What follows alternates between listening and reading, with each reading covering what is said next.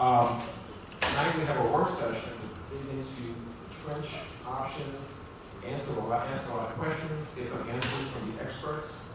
So first I'd like to thank the RPT for being here and providing us their expertise and answering our questions. Thank you to Randolph-Macon College for hosting, and thank you all the citizens for being involved and being here tonight. And I really mean it, thank you. It's not just saying the thank yous at the beginning of a meeting. We truly appreciate the RPT doing this. This is a critical decision we're making. We need to have the facts, so this is the opportunity. And this is too big of a crowd for town council. The theater is not ready. The theater is not ready. So again, college, thank you. I'm just reinforcing how serious that idea is. Thank you. So tonight, Josh is going to be the facts guy. He's going to do the news on the editorial board. And so I'm just going to share a few quick thoughts. You saw we reserved initially some seats for Center Street businesses and residents. We want to give them first crack at questions. I've had over 10 people send me a list of detailed questions, and a lot of them are the same. So everybody will get a chance to ask a question. We want to give those first crack. But you know, if you're in Montpelier, and after a while you say, hey, no one's asked this question, ask that question. We need all the brains in the world. And the one thing that makes me nervous is we've been exploring these other options for over a year, and here's the last minute. And people are like, oh, that might be the answer. Well, got a lot of issues. And so we're not going to rush into it. We want to ask the questions. We want to really, and this is the best opportunity to start that detailed conversation. So thank you for that. We're going to when the questions come around, we're going to pass around a microphone. So one person's going to talk at a time. So everybody can get a question, and everyone can get an answer. So please not be shouting out things. Everyone will have an opportunity to ask and to ask questions if calls. First, usually the town council is sitting up here with our nameplates. Now they're over there, so I'll just introduce people. If you want to stand or wave, Kathy Abbott,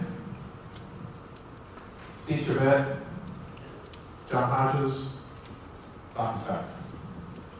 And luminaries, Faye Pritchett, Board of Supervisors, or Mayor. Any other elected officials that I missed? DDA. There you go, thank you. So that's still welcome. This is our opportunity to ask questions. Josh is going to go over how we got here. And again, thank you all for being here and participating and asking good questions. So let's take it away.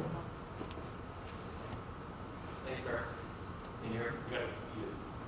Thanks, Mayor Foley. Before we jump into questions, I do just want to say my name is Josh Farrell. I'm our town manager for the town of Ashland. And I do want to offer DRBT an opportunity to introduce themselves so that you know the people who are answering some of these questions for us. So if you don't mind, can we just have you say your name and who you are? Sure. I'm Emily Stott. I am the project manager for the DCRVA project for the Virginia Department of Rail and Transportation. Hi, I'm John Morton with HDR Engineering, and I lead the consultant team for DRBT. Good evening. I'm Wayne Hyatt with Moffett Nichols. I'm the engineering manager for the consulting team for DRBT. My name is Peter Snowmer. I'm with Moffett Nichols, part of the consulting team, and I'm here to assist this evening. Thanks, folks. We appreciate that. And I'm going to see if I can get this mic over here to work since that's what the mouse is.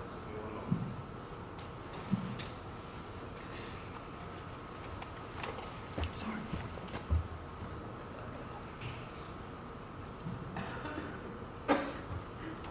Okay, we've got a brief presentation on how we got here today. And after that, DRBT will do a presentation for you on the 3-track trench option, and then we'll open it up for Q&A. We're going to ask you, please direct the questions to me. I'll kind of do a moderating, and then where DRBT can help you answer some questions, we'll go down that road. Like the mayor said, we have time. Be patient. We'll get to everyone and have your questions answered as best we can. So let's move forward. So here's our agenda for the evening. My brief presentation to you on how we got here today. Unless you have a few comments from council, we'll offer them another opportunity if they would like. DRBT, like I said, will do a presentation, and then we're going to bring it back after the Q&A for for council to have a little discussion amongst themselves. We are actually in a council meeting right now, so it offers them one last opportunity to discuss as the 5 of them before the CAC meeting on the 11th. So how did we get here? You all remember this process as well as I do. We started hearing about the high-speed rail project, and in 2016, the town, the county, everyone in the Ashland Hanover area was asking for additional opportunities for input on the various options that were coming through town. Thankfully, the state and federal government granted us that option. The process we're in right now is unique. It's not just part of their regular day-to-day business. The CAC process, as it's put together, is specifically granted to us as an opportunity for more input. So the Citizens Advisory Committee was formed. There's 3 town representatives, 4 county, 3 CSX, 3 Randolph-Macon, and 1 Richmond Regional Planning District Commission. So the purpose, as we began, was to re-examine all those alternatives that people said, wait, what about that one? Wait, what about this one? We wanted to look at all the ones that had been screened out previously, ask questions, explore new alternatives, and look at anything that hadn't previously been explored. Most of you, I know a lot of familiar faces in here, have been to those CAC meetings, so you've seen that process. You've seen us go through, get great presentations from DRBT, and then have some difficult conversations on our side as CAC members about eliminating options.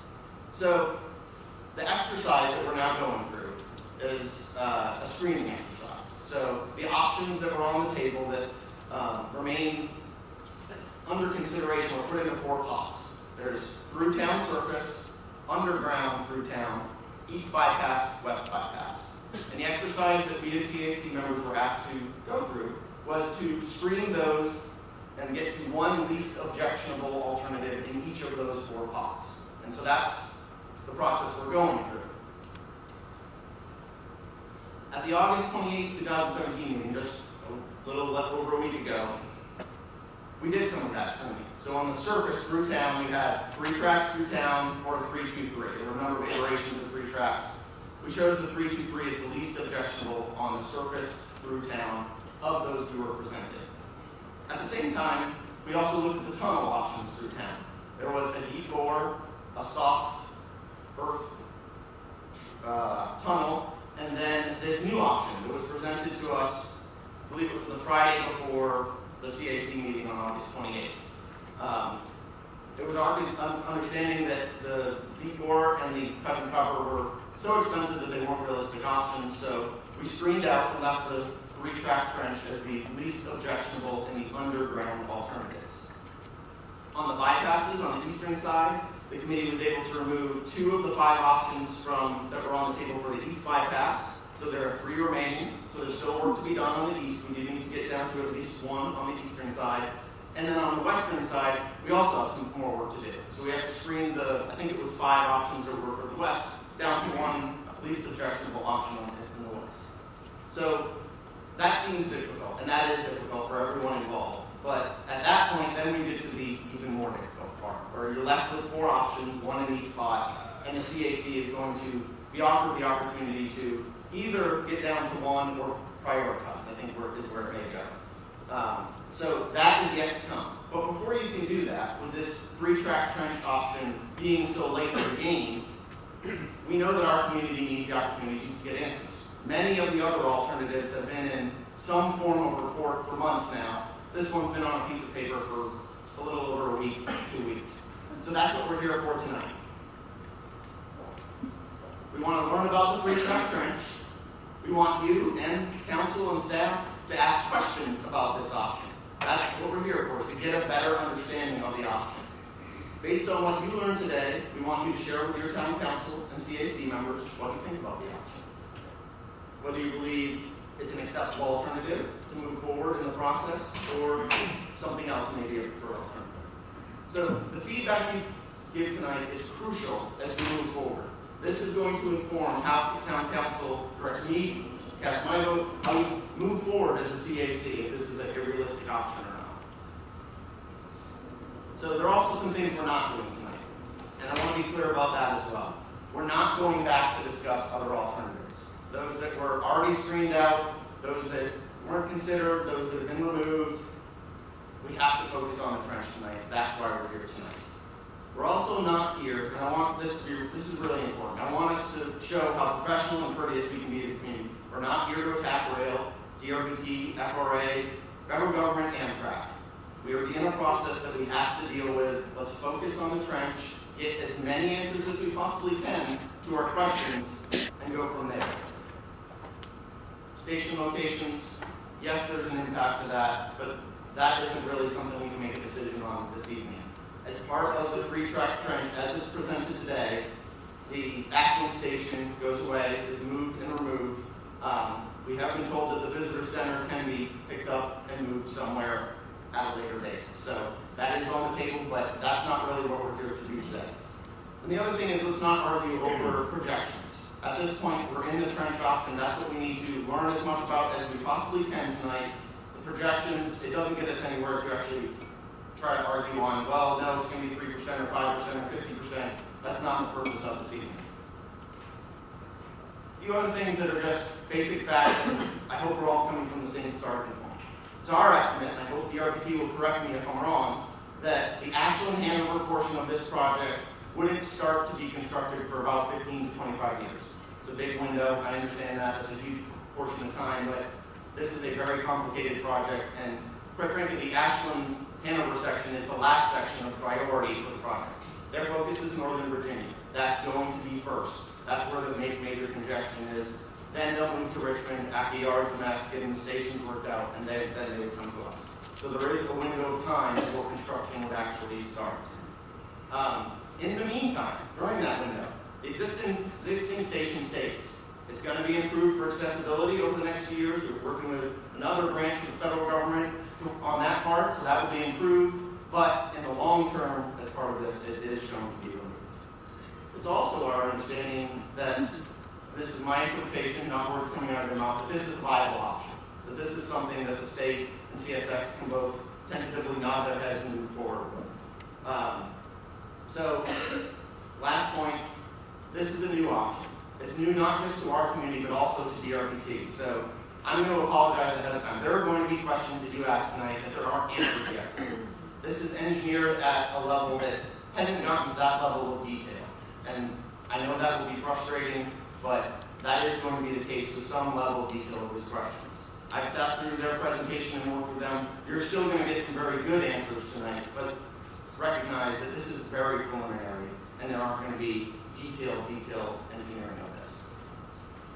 So, just a few, how do we engage, and how do we work together? Let's be polite, let's focus on the trench. We're not going to go back to 323, we're not going to go to bypasses that have been removed, we're not going to go to Buckingham. Please don't just yell out, raise your hand, we'll get to you, I promise. Don't jeer or applaud. Let's be open to other people's ideas and opinions on this. And then, if at all possible, the mayor mentioned it, let's please defer to those along Center Street initially, at least, so that they have the opportunity to get their questions answered. It's their properties that are probably most impacted by this. I know we all love this town and we're all impacted by it, but it's really their lives that are certainly most impacted. So please defer to them, please speak to me. So, one last request, as we get to the end of this, once all this wraps up, we have a few exercises for you. 2 boards outside, and we're going to have a staff person outside trying to randomly do these things for us. Please write down any questions that you're leaving with unanswered. We wanted to take a summary of those so we know what the questions are that have not been answered for our citizens. And then play our dot game. You'll figure it out when we get out there. We'll have it explained to you. It's basically who are you and what did you think tonight? This gives us a little bit of feedback in a very rudimentary way to guide council and guide staff as well. Finally, like I said, there's a 5-day window until the September 11th CAC meeting. Think long and hard, but not too long, because we only have 5 days about this trench option, and share your opinions with council. We need to know what you think about this option so that we can make the best recommendation for the community. With that, I'm going to turn it over. Oh, sure, Mr. Mayor. I was remiss in my earlier comments and not recognizing the other members of the CAC, Citizens Advisory Committee. So we have Jennifer Thompson from Randolph-Macon, Paul Davies, Randolph-Macon, Carrie Carlisle, for the West, for the County, Kathy Abbott, Josh, and Bob Nelson. Chris? President, Bart Nelson, with the Richmond Regional Planning Department. Did I miss anyone? No. Okay. Thank you. So up to you guys.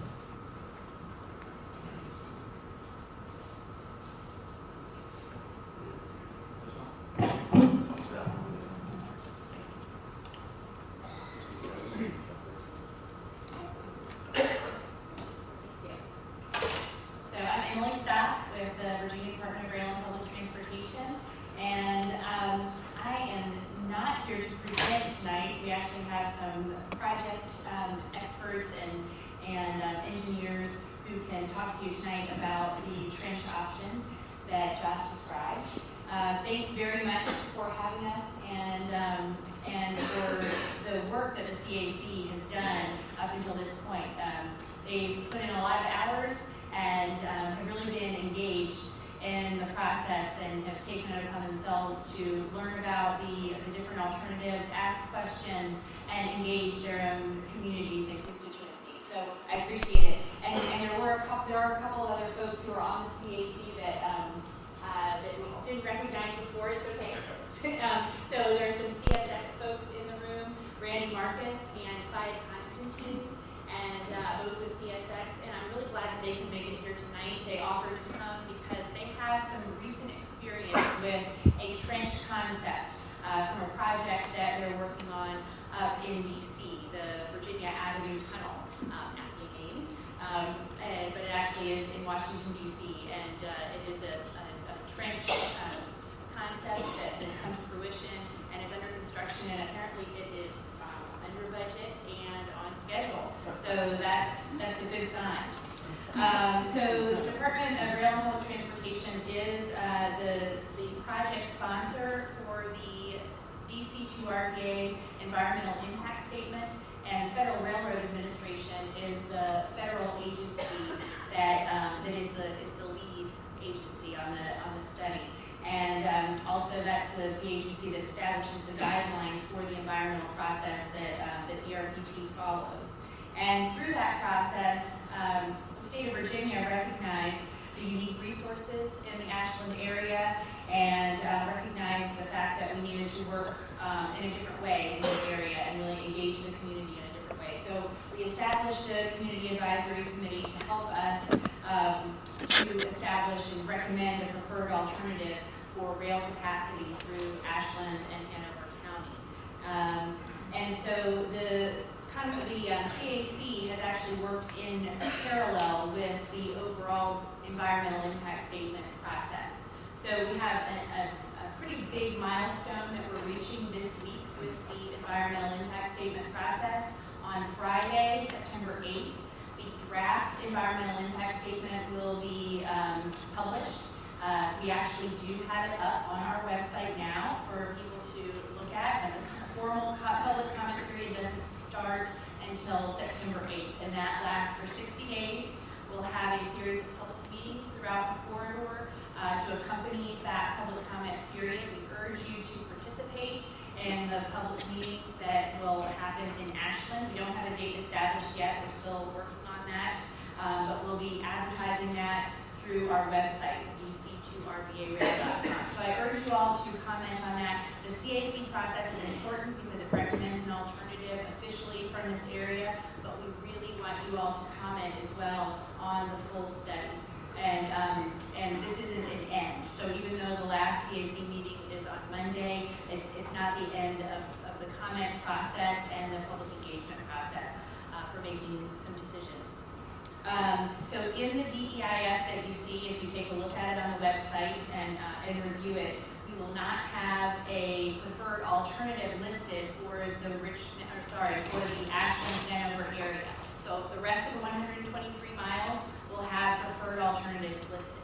But for this section, we have reviewed and have analyzed a no additional track through downtown Ashland option, and then a 3-track through Ashland option, which includes a 1-track east option and a centered 3 tracks option.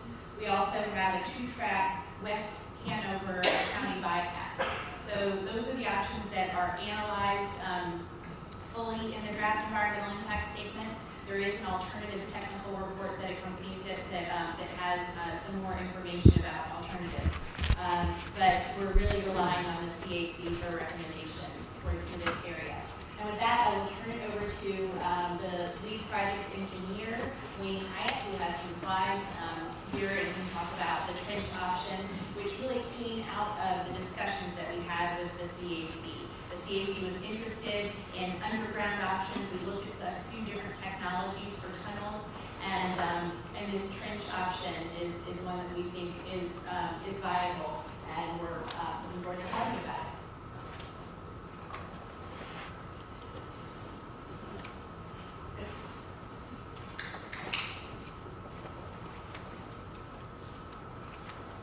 I don't care to stand behind the monitor, so I'll try to slide over here. If I get some eyes, I apologize. Microphone. Oh, you do need me to be near a microphone. I'll be fine here. For those of you who have attended the CAC meetings, those of you who provided comments at the public comment period at the CAC meeting in July, I want to thank you. Our engineering team, the DRPT, took your comments to heart. There was one person who made mention of a wall of trains through town, and that rang a bell to our engineers. They said, how do we get rid of that wall for the citizens of Ashland?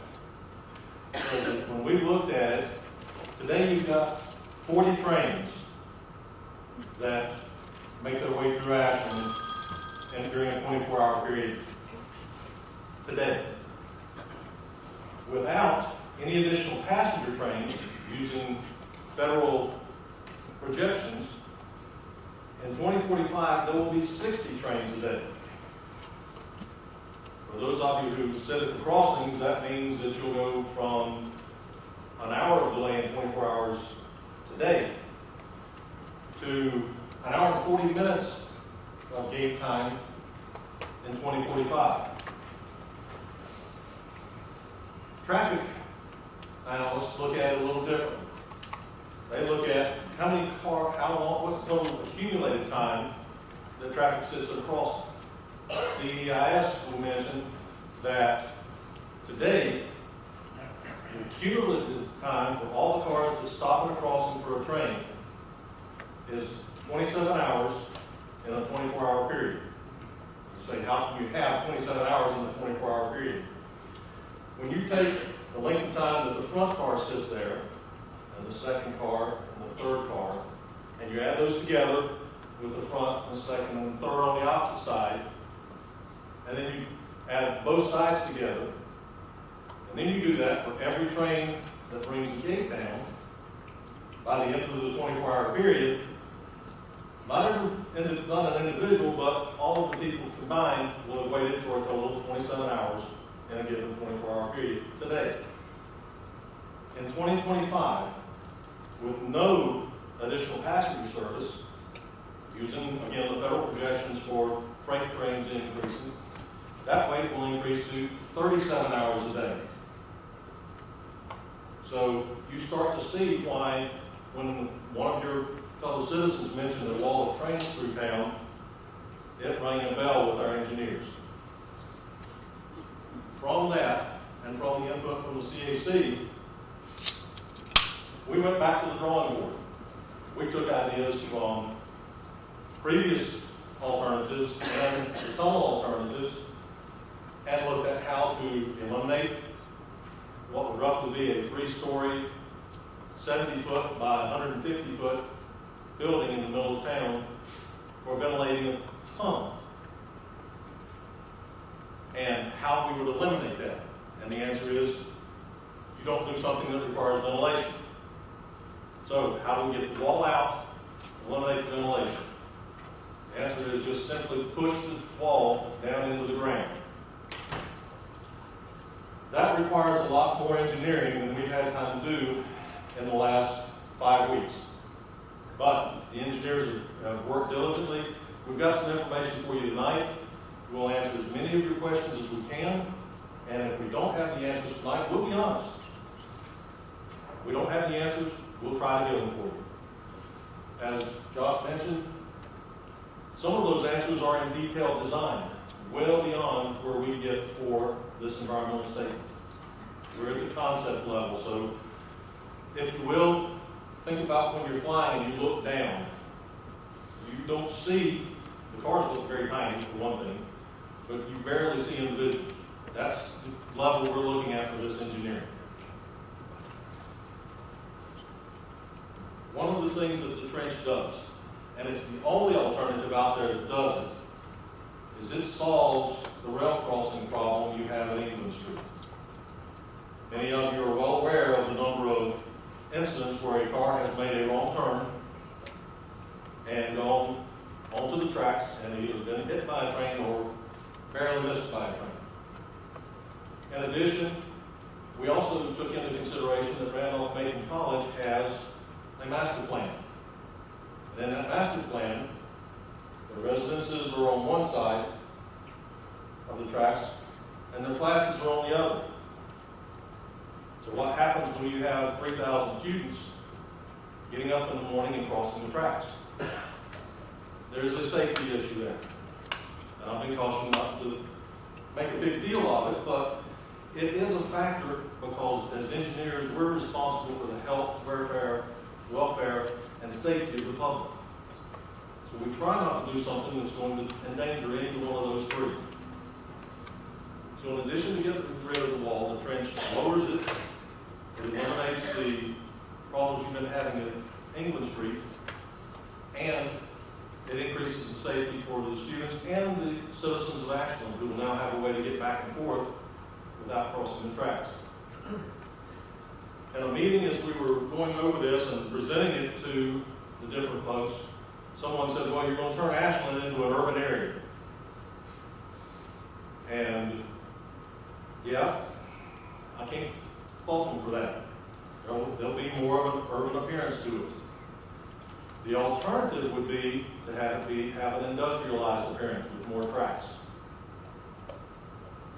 I'm not going to ask you to raise your hands, but just think for a minute. Will the number of trains increase over the next 20 years as the federal projections state, or will it change?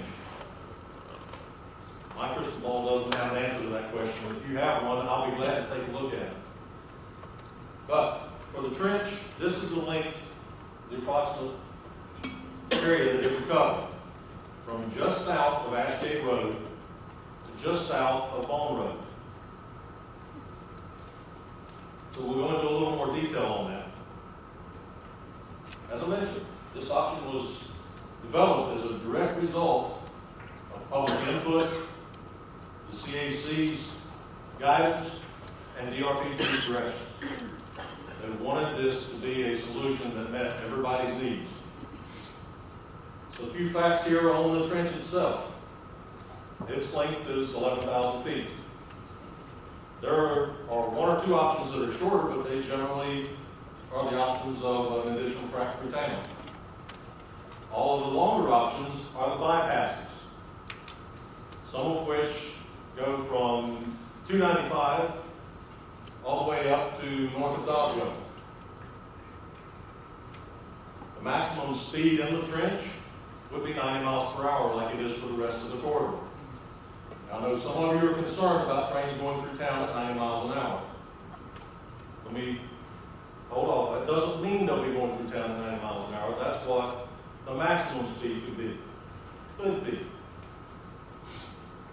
With the other options, any of the bypasses, anything that takes the train out of town, that maximum speed most likely will be 90 miles per hour.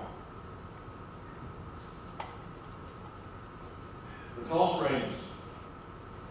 Again, these are large numbers. There are two things to remember. One, this is in 2016 dollars.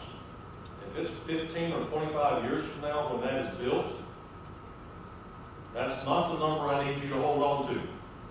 I need you to think about how that relates to other projects that are being proposed today, not what the actual cost will be in 15 or 25 years. Technology will change, materials will change, it may be completely different. But as a comparison point, the least expensive option is an additional track through town at $340 million. Once you eliminate those, all of the remainder of your options start at the low point for the trench, in the $590 to $690 million range. So the trench at the low point is in the same range as the low point for all the rest of the alternatives. As Josh mentioned, the tunnel options, they go into the $1.2 to $2.85 billion, depending on what the tunnel alternative is. The trench, on the other hand, based on the number of unknowns right now, would only go up to about $930 million today. But we don't have the funding today. We're not ready to start building it today. We're asking you to use these numbers to help make a decision about what is the best alternative for the town of Ashland. Oh, I mentioned it earlier, I want to emphasize it again. The trench is the only alternative that eliminates all of the at-grade crossings in Ashland, which means all of your existing road crossings that get you from one side of town to the other would be reconnected across the trench. All of the pedestrian crossings, which are not ADA compliant today, would go across the trench and be ADA compliant once the trench is completed. And there would be the possibility of having green space and community areas and even artwork on caps along the trench. And I'll get into that a little more as we continue.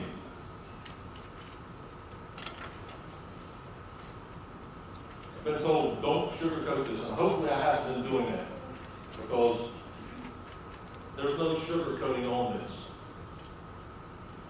As a community, you face a difficult decision. Do nothing and have more trains disrupt your town, or do something that is potentially painful, but once it's done, would allow you to have the interconnectivity between sides of town that you have the potential to lose. The trench provides that connectivity across the tracks. As I said, it increases your safety. And I believe I've covered just about all of these except for the last two. The trench does not take any businesses. That's not to say it doesn't impact them. But with some of the alternatives, they go across a property that has a business on it, that property is no longer capable of being used for a business. The trench remains within the curb lines at the edges of the sidewalk. So no businesses are permanently taken.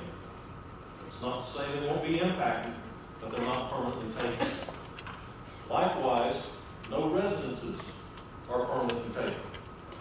And again, not to say they won't be impacted by the construction, but they're not permanently taken, as with some of the alternatives, especially the bypasses. Now for the last of the sugar coating to come off. The project will take approximately 3 years to construct. That is a mean average for this type of project. I want everyone to understand, we don't have all the factors to tell you definitely today it will take exactly 3 years. We don't know where the utilities are. We don't know what the soil structure is beneath the town. We have some borings that have been provided, but they're not of sufficient detail in the location where we would be putting the trench, so we would have to do additional borings if that's the alternative that moves forward. So those two factors in and of themselves create a potential for elongating the project. But getting that information up front, using construction means and methods and designs that help mitigate those unknowns, we feel fairly comfortable that a 3-year estimate will get you in the range. The tracks will shift closer to the businesses on one side or the other. There's no way we can get around that. The alternative is building a bypass and taking property, and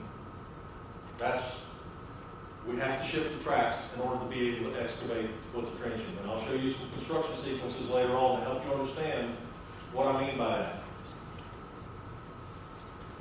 For approximately 18 to 24 months, Center Street will be closed on both sides. Already mentioned earlier that between the two curbs is where the trench will be built. And so you will need some of that space between those curbs, one to shift the tracks, the other to put in the trench walls and excavate the trench.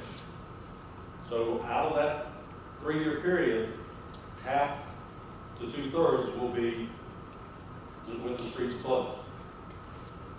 And I'll talk about some of the things during the construction sequence that I know are some questions you have about those closures, and ways to potentially address them, and ways that may not be a pleasant way to do it, but a way that may be a way to handle it. Sidewalks and pedestrians will have access throughout construction. Being between the curbs, the sidewalks are not impacted. Now, having said that, there are some areas where residents will be landlocked by Center Street being closed. Roughly 27 or 28 properties are located mid-block between streets, and their point of access is Center Street. That's where it's going to be some hard decisions and good neighbors if this is a selected alternative that moves forward. You just cannot stand for your property to be crossed by one of your neighbors. There may be mitigation measures that can be arranged, and that's all for a future conversation. Understand there's a lot of property negotiations that will go on if this is selected and is moved forward. But right now, I'm giving you the information that we have available today. All of the crossing streets, Francis, England, West Patrick, they will all remain open. Understand, I'm not saying that they will not be closed temporarily at times, but not all 3 of them will be closed at the same time. As they're moving along, there will be a temporary closure of one. Traffic will be detoured around to another location where you can get across the trench. And then it will be reopened as quickly as possible. And again, I can't tell you what that time frame is because that's a design detail that we're not there yet. But it will be reopened. And again, this is the only option that improves the current England Street crossing. So what does the trench look like?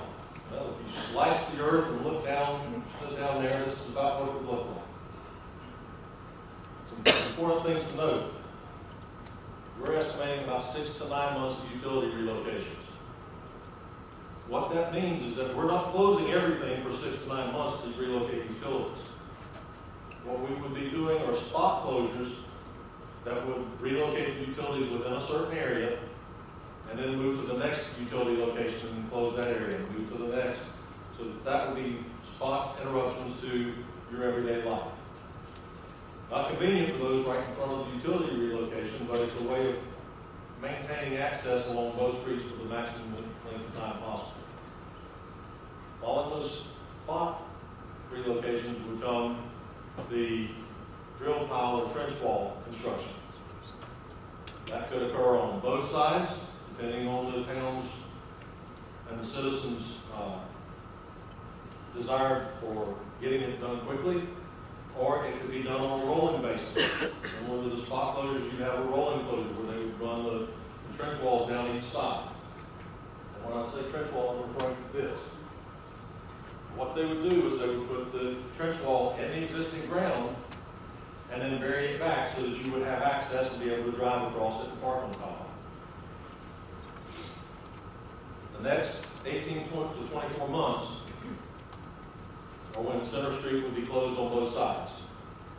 When you start shifting the track to one side, then you start excavating on one side or the other of the trench, depending on which way the track is shifted. You'll note we don't indicate north or southbound on these sections because we're not trying to tell you which side the track needs to be shifted to or which side the excavation needs to be started on. That's a decision that can be made once you get further into detailed design. As the trench sections are completed, crossings will be done. Once the complete trench is in, they can build these effectively parallel bridges that off Center Street, travel lanes, and parking to go back in almost the way it is today. You won't have the two tracks in between. What you'll have is a bridge wall, which is what you generally see on a highway or road, on a bridge that deflects the cars back into the lane. And then where there are cyclists or pedestrians, a fence that can be of the character that matches the town's character in their streetscapes, but will keep pedestrians and cyclists from falling into the trench.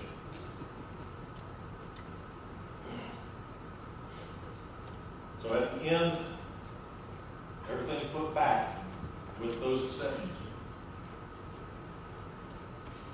So now, we get to the part that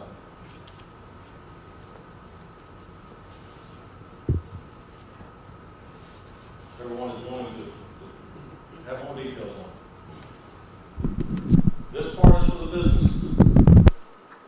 The residents don't need to pay attention because everything that happens between the curbs for the businesses is going to happen between the curbs for the residents. So that part will apply to both. This is today's conditions. You have a sidewalk.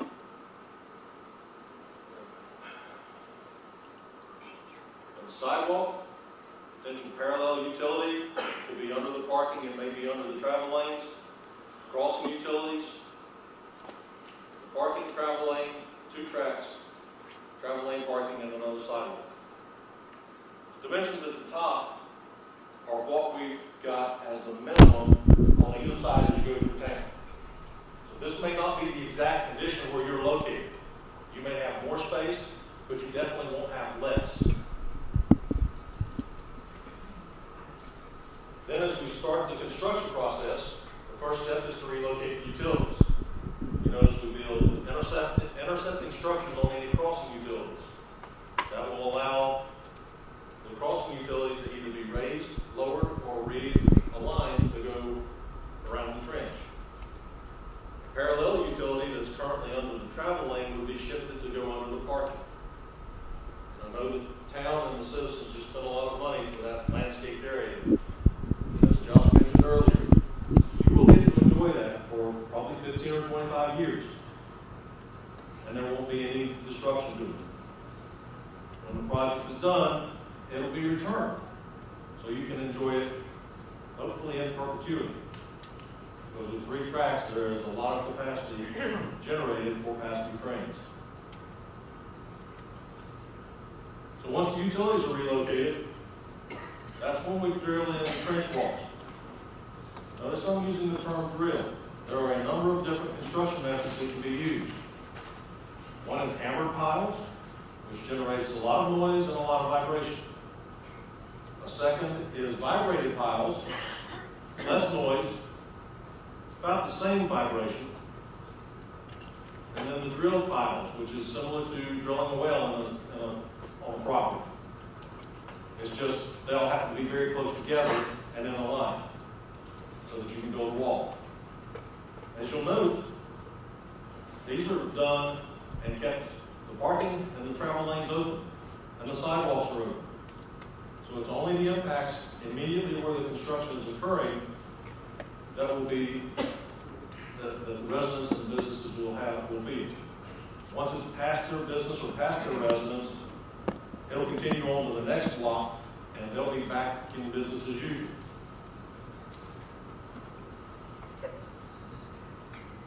Don't ask me how long they'll be in front of your business.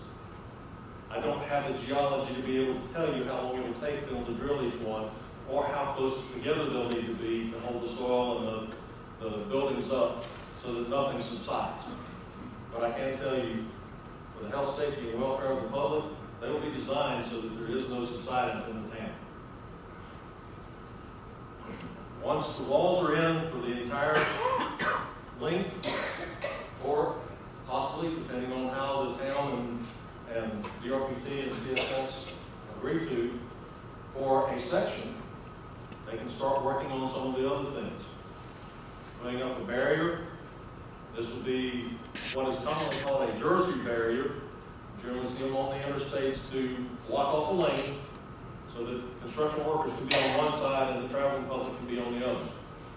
In this case, the trains would be on one side and the pedestrians would be on the other.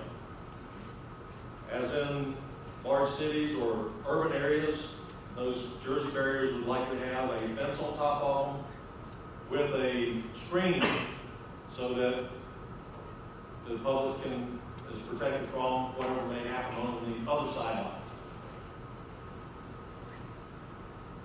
The track would be at least 9 feet off of that. When a train goes by, there will be a little bit of disturbance to the screen. Depending on what is negotiated at that point in the future, there's the possibility that there would be slow orders on those tracks. What that means is that trains would not go through town at 35 miles an hour as they do today. They might go through 25. There's a benefit that's offset by an impact. The benefit is they're moving slower. They're not going to be as likely to create problems for the town as they're passing by wind blowing. The detriment is if they move slower, they're taking longer to get across your crossings. So, like I said, I'm not going to sugarcoat it. There are good and bad to this throughout. Once one track is put in, the second track will be shifted over. And once that's completed and traffic is on those two tracks, the existing track on the opposite side will be taken out. And the reason for that is that makes it safe to then go to the next step in construction, which is put in a temporary wall. And my engineers have already said this is the tricky part, because without the geology, they have some question about how they're going to accomplish this. And I said, you're smart, you'll figure it out. But they'll put in the wall, they'll excavate between the two walls. They'll get one track installed, and it'll have about 16 feet of room to the wall for a safety aspect when they're taking out doing the next excavation. As you can see throughout construction, utilities remain active. Pedestrians on the sidewalk are available to be going to your businesses. You just will not have the street front parking or the traffic that goes up and down in front of your businesses at that time. Access from the sides and the rear will not be impacted by this construction project. All of the construction activity will be accessed from one or both ends, depending on how the construction means and methods are done. So, getting into the construction will not have a long line of dump trucks sitting in your neighborhood or sitting out in front of your business. Once they get to a certain depth, you really won't see them. You may hear them, but you won't see them. Once first train is moved in and active on the first track, the track is removed, a new temporary wall is put in place, area is excavated, the other temporary wall is removed, and the track is constructed. That leaves one track above, two active tracks below, and one last item to be completed. That's when they complete the excavation, remove the last temporary wall, and they, depending on whether or not it's needed at the time, they either go ahead and build the third track, or it remains an open bay for a future third track. But at that point, they start the trusses, ribs, whatever you want to call them, across the top of the trench, and start putting back the roads and the parking, and returning it back to the town that you know and love. And by the time they finish that, it's roughly a 3-year period. Or, if you would like, you can put a cap there. This one shows planters and a picnic bench. That's completely up to the town and the residents and the businesses for what they want to go in front of their location. It could be artwork, it could be any of a number of things. So that's what a potential construction sequence would be in front of the businesses. I will move more quickly for the residential area, not to slight the residents, but I don't need to talk about what's going on in the trench. You already know that. In the residential area, it will still be between the curbs. Bear with me a second. So those are the existing conditions today. Just like with the business section, utilities are relocated, trench walls are put in, and construction barriers will go up between the curbs. This is one difference in the residential area. Because they don't have the rear access to some of those properties, there may be a need for temporary access. And again, this is going to depend on negotiations at the time it's done.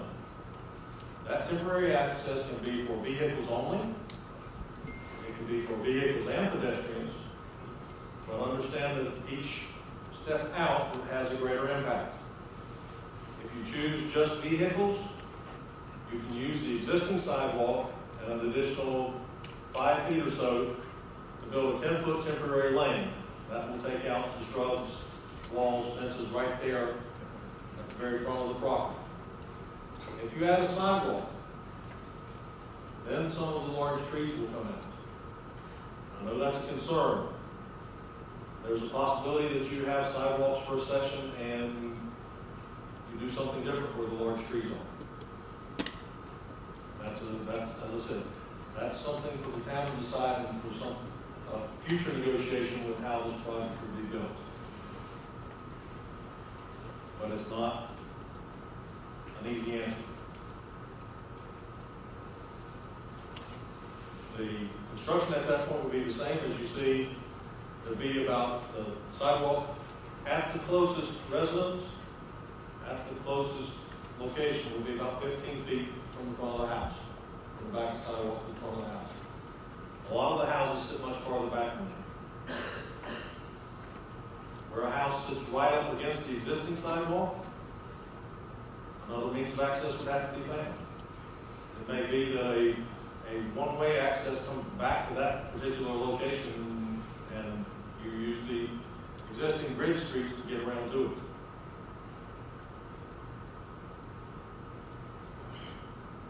The trench construction would continue for the 18 to 24 months. Streets would be put back in. The sidewalks would be returned to their original location. The temporary travel lane and or sidewalk would be removed, and landscaping would be put back. And depending on what the negotiations were at that time, would decide what that may look like.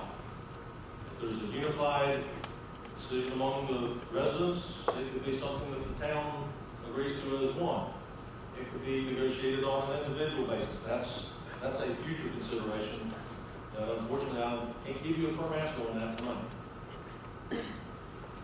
But in other locations where you have two crossings that are close together, you could put a greenscape cap on the trench with landscaping, other amenities within that roughly 27-foot width curb to curb. It eliminates the barrier wall, it eliminates the need for a fence. The fence would be at either end of the cap to protect the trench and protect any pedestrians or cyclists, but at least in that open area you wouldn't have the fence or the barrier wall for wayward vehicles. If you'll allow me to take just a couple more minutes of your time, barrier wall or the caps do have a set limit. If they're less than 200 feet long, no ventilation is required. If they are between 200 and 1,000 feet, there's the potential that you can just use non-motorized ventilation. In other words, a grate that allows air to flow freely. Or minor ventilation that draws the air out. If it goes over 1,000 feet, then you have to have motorized ventilation. And once you cross that 200-foot level, everything has to have a design and airflow modeling done for it. So I hope that in the process process of this, as you've been patient waiting for me to get quiet, I've answered a lot of your questions. And now, with Josh's permission, I'll open it up to you. Thanks for that. Council, do you have anything you'd like to say before we jump into questions? All right. I have a mic back here with Mr. Graham who's filming us, and it has a cord to it. So bear with me as it takes a little time to get around the room. I'm going to grab that now. I'll be your friend. Okay, great. So, does anyone have wait, 1 second. We are recording this so that it will go up online and people can watch it who just weren't able to make it tonight. So that's the purpose for the recording of the questions. And Eric, state your name and address.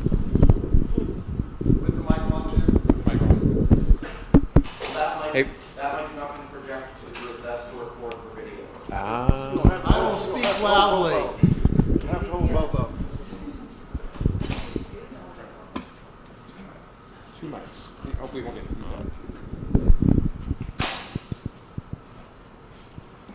feedback. Got Jim? All right, Eric Hendrickson, 1014 South Center Street.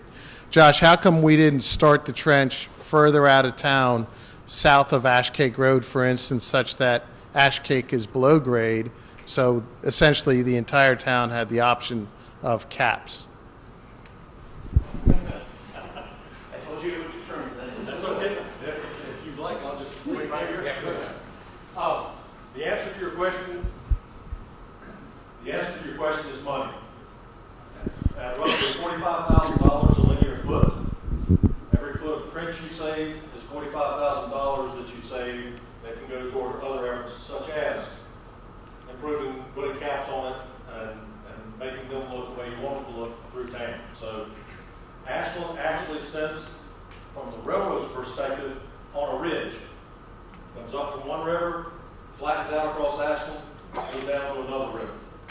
So from a trench perspective, Ashland, Ashcake Road and Vaughn Road are two good locations to transition from that upgrade down into a trench, run flat, come back up and transition back down into the downgrade on the other end of town. Does that answer your question?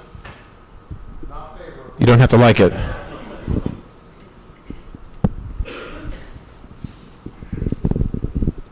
Thanks. Double fisted. Yes. All right. Hi, Bob DeGlow, 1000 South Center Street. I just want to ask, get a little more clarity on the construction process. I'm a little bit confused. At the meeting last week or 2 weeks ago, I stayed after and talked with some of the engineers about what that construction process might look like, and I may have misunderstood what they said. I don't think so, but the way I understood it, with the track realignment and the temporary movement of the tracks and the need for a construction road and pedestrian access, they could potentially take up to 20 to 25 feet of our property for 3 years. And so I didn't hear that. I heard curb to curb, but then I heard some other things. So I want to understand that, if that is on the table. And also, related to that, if you're talking about construction that's going to happen in 15 to 25 years, that's a long time. And the impact that will have on property values up and down the tracks, when people, how likely are people going to want to buy a house where they know that's going to happen, that kind of disruption and ugliness at some point. So I'd be interested in your thoughts on that as well. As far as the property value piece of it, you're correct. There is going to be an impact on property values, no matter what route is chosen. If it's through town, if it's a bypass, even if there's a third rail that would come through town, that's going to impact people. I don't know that there's really all that much you can do to mitigate it. We've asked about federal programming to offset, let's say, business revenue, that kind of thing from businesses. On the residential side, I don't know of any programs. I can assure you over the next 15 years we will do everything humanly possible to find those programs, but that doesn't mean they exist. So in an effort to just be honest with you, yes, there will be an impact on those property values. You offer anything on the design? I can't. Well, I wasn't going to single anybody out, but since you offered You were one of the ones that helped get this the way it is. We took your comments from that meeting where you were questioning the 20 to 25 feet, and we challenged the engineers, skinny it up, figure out how we can do it with taking less property. The absolute minimum travel lane we can get in there is 10 feet. You could, for a brief period, have a 4-foot sidewalk, which would limit it to a 14-foot width from the back of curb to the back edge of that sidewalk. Has the potential impact to the residents. So your comments were taken to heart. We did challenge the engineers to go back and not quite be so liberal with how wide they were doing things. And that's how we reduced it from 20 to 25 feet down to 14 to 16 feet. So they could potentially take 14 to 16 feet of our property? Well, that depends. If you consider from the back of the curb where your property starts, then yes, it would be 14 to 16 feet. If your property is behind the curb somewhere, then however far it is from the back of the curb to your property line, subtract that from the 14 to 16 feet, and that's how much of your property they would be taking. And it wouldn't be a permanent take. It would be a temporary construction easement for the duration of the construction from when they needed to put in the travel lane and the sidewalk. And once construction was completed, they would return the sidewalk and the landscaping to as close condition as they could to what it was before. Yeah, I just had a quick comment about the property value question. And obviously I don't have a crystal ball, and I'm not an expert on real estate values, but something to think about with this particular option is that in the end, after that 3-year construction period, that the trains would be underground. They wouldn't be going through town. Your streets would be open. I think that that after that period, you would see a change in the impacts of having rail through town, and that could potentially raise property values. Anyway, I'm just speculating, but I think that there are some positives to think about as well. Sorry. My question is to do with what you were talking about, the putting in a temporary access road for the landlocked properties, of which we have one. Oh, name, yeah, sorry, Val Sutton, 712 South Center Street, a landlocked house. My concern would be, if I was still alive in 15 to 25 years, that during the construction of, or the moving of the current road to a new temporary road, et cetera, and putting in that extra track or whatever, that there would be periods of time when there would be no access to the house, my house or anybody else's house, that you can't do that construction without preventing access. And if I were alive back around that time, I might need an ambulance or something at some point in the process, okay? Just a thought. Do you want to respond to that? Please.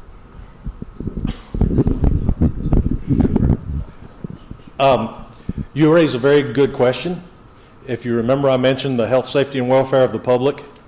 Those temporary accesses would be installed and operable before Center Street would be closed.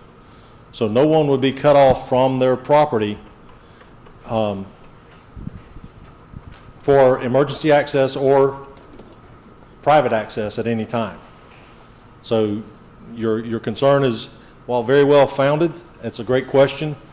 The laws and regulations are that the temporary access would have to be in place before the street was permanently closed for construction.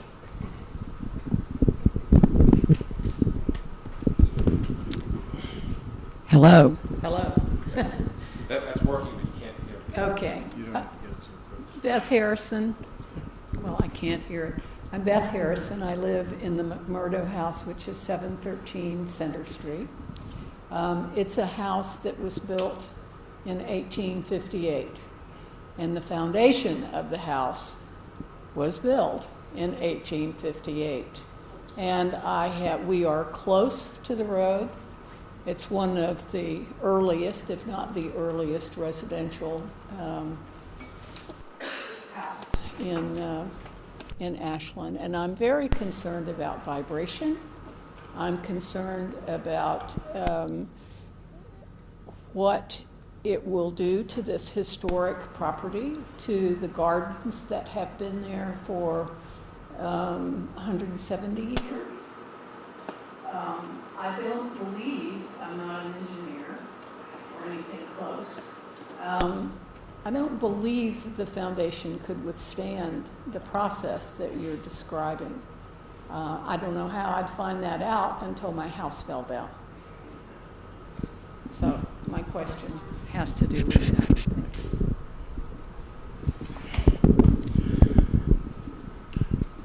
I'll address that by giving you an example. In a project I was previously involved with, they were building an addition to a historic auditorium.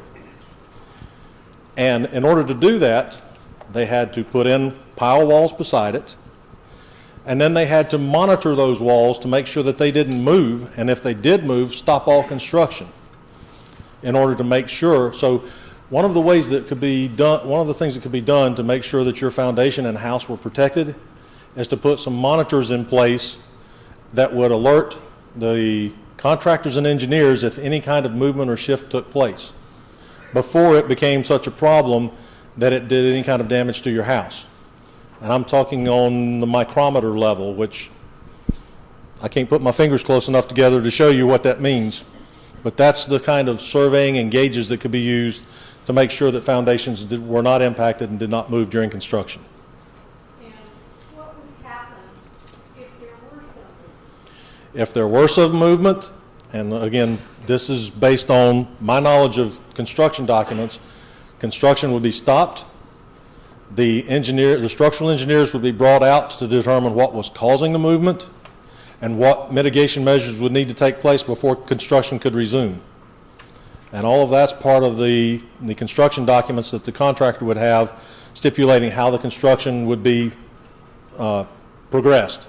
So the contractor's going to have some risk that he'll include in his cost, which hopefully we've got enough in these costs to cover what that risk may be. We are aware of some of the close foundations, the close buildings, and we have taken that into consideration as we looked at this.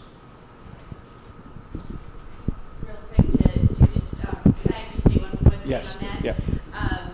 This process, the EIS process, isn't the end of our engagement.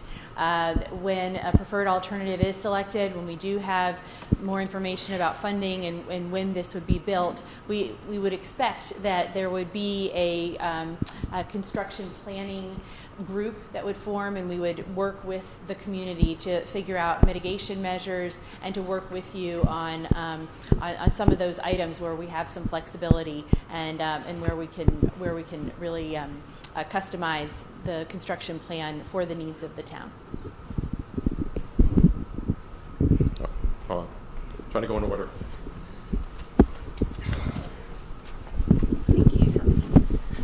Hi, I'm Leanne Murphy. This is my husband, Ingram Haley. We're at 706 South Center Street. That's the Poe House, for any of you all who know. About a year and a half ago, we started an extensive renovation process. The house was about to fall in, and with the help of Chopper Dawson, we saved it. We've saved every window. We've saved everything. I, too, am greatly concerned because if it's 10 feet, 15 feet, whatever from the end of the sidewalk, you're on my front porch. Our house, like the McMurdo house, predates the town. We will celebrate the bicentennial of our house about the time you all will be drilling in our front yard. We have 3 children. I'm sorry, I'm very emotional because this town is my love, this home is my love. But we have bunches of questions because we will be some of the most impacted. Our house shimmies when the trains go by now, as all of you with the older houses on the track know. Our windows rattle. That's part of the charm of living in Ashland and living on the tracks. You all talk about the numbers of trains that go through town. Until recently, I was a stay-at-home mom. I am keenly aware of the number of the trains that go through town. Most of them go through in the middle of the night. This 35, 25 mile per hour thing you all speak of, living on the tracks, it doesn't hold up now. I can't imagine it's going to hold up during construction. These are all just things that bother me. Also, we have trees. You talked about landscaping. Our trees are over 150 years old. We know from historic photos of our home. And my question is, are you all going to leave that after you dig a huge ditch through the center of town? Are you then going to leave that for the town of Ashland residents who have already paid as Virginia taxpayers and federal taxpayers into the system to have our town gutted? Are you then going to ask us as town people to plant our trees, and are we going to have cute little, I mean, is that going to be left to us after you all leave this big scar? Another question I have is these covered green spaces or whatever. It doesn't seem to me, it seems like from what I've seen, that Randolph-Macon is pretty clearly covered with lots of green spaces. The businesses are, but then once you get down to the historic homes, we have these big open grates that look like barbed wire. I know it's going to be some decorative ironwork or whatever on top, but it's just a huge scar in the middle of town. And without Center Street, without the houses on Center Street, Ashland loses all of its charm. We also have children. You're talking about 15 years, so our youngest will probably be in college, but I would hope other young families would have come to Center Street. And how are you going to get school buses? How are children going to safely go back and forth to school? I mean, these are all questions I have as I sit at home and watch my children. I don't know if my husband has other questions with you, but anyway, here are 3 children who are here to show you this is what Center Street looks like.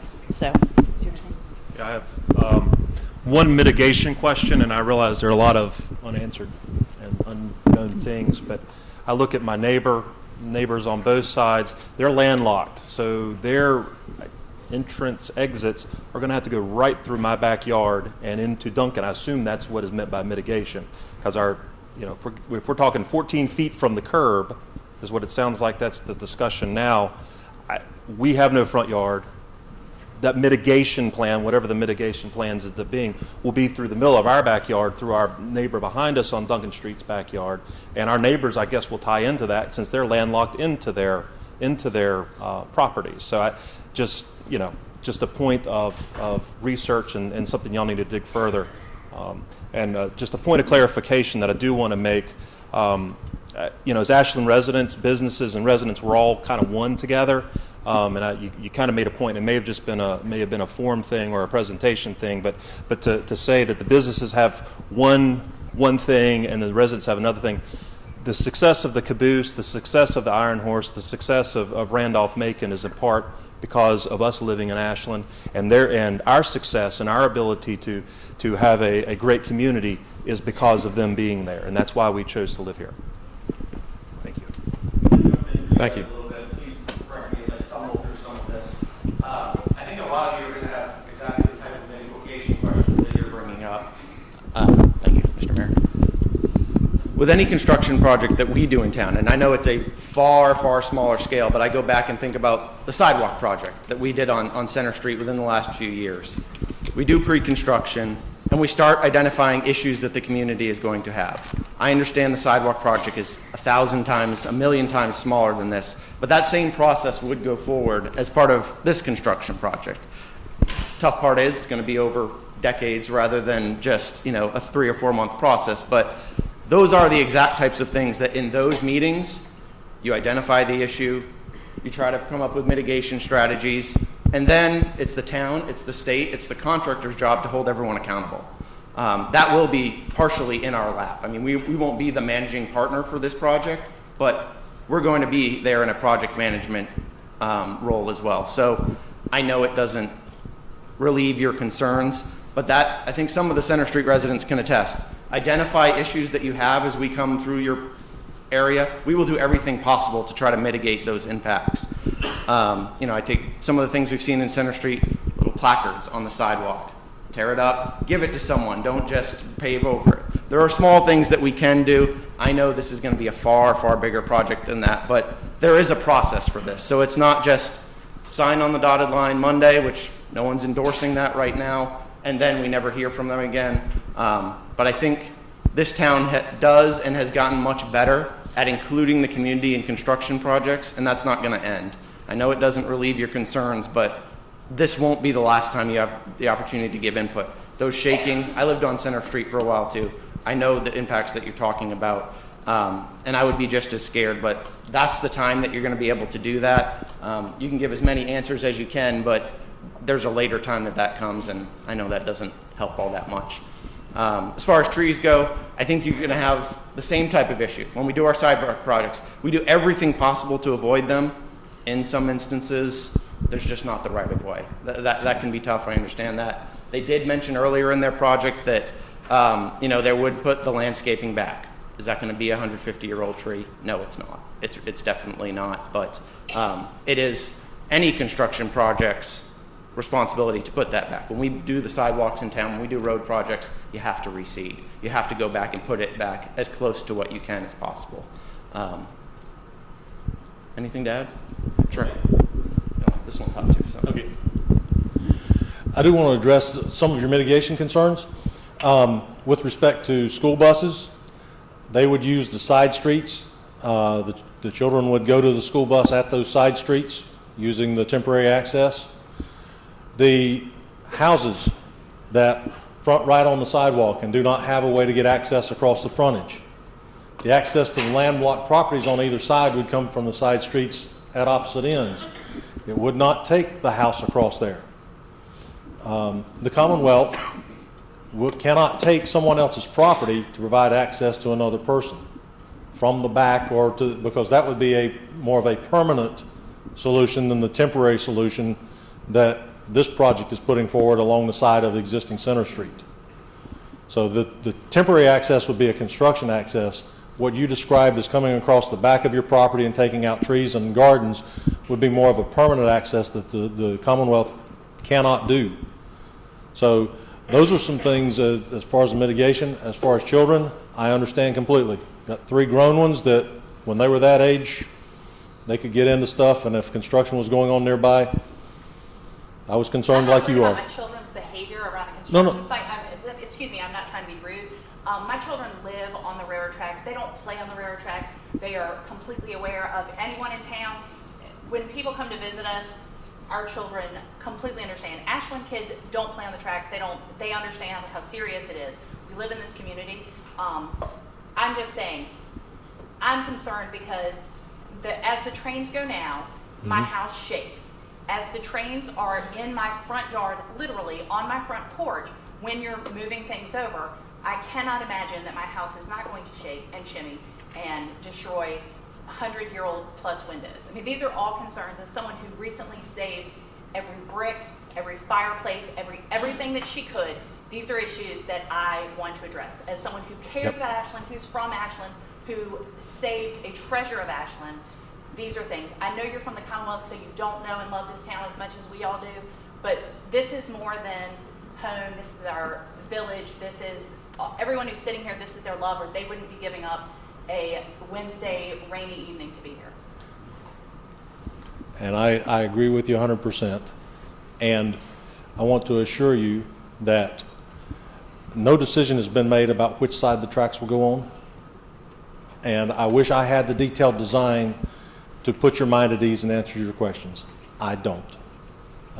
When we get those answers, the town will be among the first to know because they will be involved in it. One more second. I'm sorry, I know I don't have the mic, but is this the only option that's on the table at this point? Is that, or is this still one of many? This is the only in-town option. Okay. Still bypass option. And there's a 323, which is a short-term option until bypass to a point where that's not. So there is still the option of a western bypass, yes. Perhaps. Yes. And I'm going to talk about that in a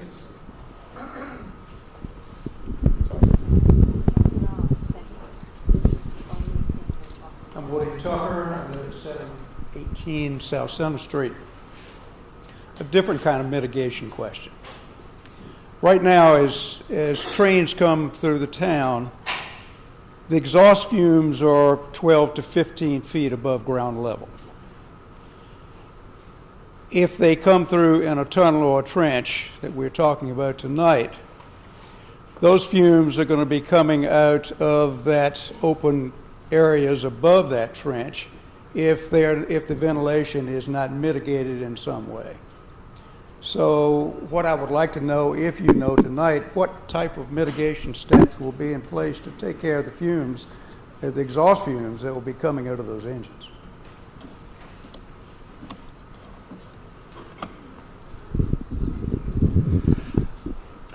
As with the family in the back, I wish I had the answers for you. We're not at that level of detailed design. That is something that can be a mitigation factor for the future negotiations if this is the alternative that moves forward. If it's not, it's a moot point. So I do understand the concern about the exhaust fumes. You would have the same concerns about any of the materials that are carried or any of the other things that it's, if something happens, it's exhausted in a way that's safe for the town. It goes back to this discussion about safety, health, and welfare of the citizens. It will be a factor taken into consideration. I just don't have the details for you right now.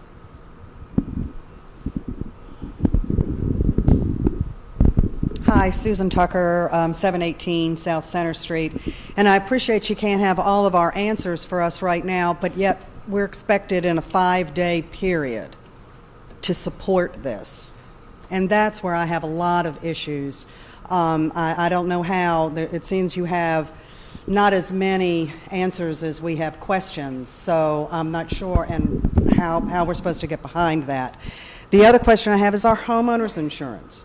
When we're talking about damage to our homes from the vibrating of the trains, from the, what's going to happen with the digging and all of that, is our homeowners supposed to cover that? Are our homeowners' rates going to go up because fire and rescue and police are going to have a more difficult time getting to us? When you're talking about the access road, Mr. DeLille was talking about 12 to 14 feet. I'm trying to think of the width of a fire truck having to come down a narrow access road to get to one of these landlocked homes. I don't see that as, I just see that as being a huge issue. And I also see insurance companies as questioning how easily a fire department can access our home in that kind of a situation. Let me see another question. Oh, you talked about using our input from a previous meeting, questions that came in, and you started off by talking about the health and safety and people waiting for trains, and you took a large amount of time apparently doing some research on how long over the course of an amount of time we're going to have to wait for a train. I've been on the tracks for 40 years. Waiting for a train is not the worst part of my day. But I was wondering how many times that question came up, that people wrote and said they hate waiting for trains. I don't know how many people really complained about that. And I was wondering the percentage of accidents that occur. Certainly we see the cars that inadvertently alcohol-induced come down the tracks and aren't supposed to. What percentage of that, compared to the number of travelers that cross England Street, warrants putting tracks under a trench and are in a trench because a few people can't find the road? I'm sure we can do things about that. The town specifically asked about wait times, but it wasn't necessarily relative to the trench because that came later. That question was specifically having to do with, one, the increase in traffic for freight and passenger. I mean, especially when you start thinking about a 323 and that bottleneck that would be created. So that question certainly was asked by the town to get the answer. If we know that traffic's going to increase 50%, whether it's for freight or passenger, how long are we all waiting at Route 54? And that then necessitates our need to talk to DRPT about grade separated crossings at Vaughan and Archie Cannon. So the question definitely came from the town, input from council members, the community, percentage of ones that actually turn on the tracks, it's minute. I don't think that's what drove their decision to do it. Yes, yes. I think it's a downstream benefit rather than a reason that it would make a good decision.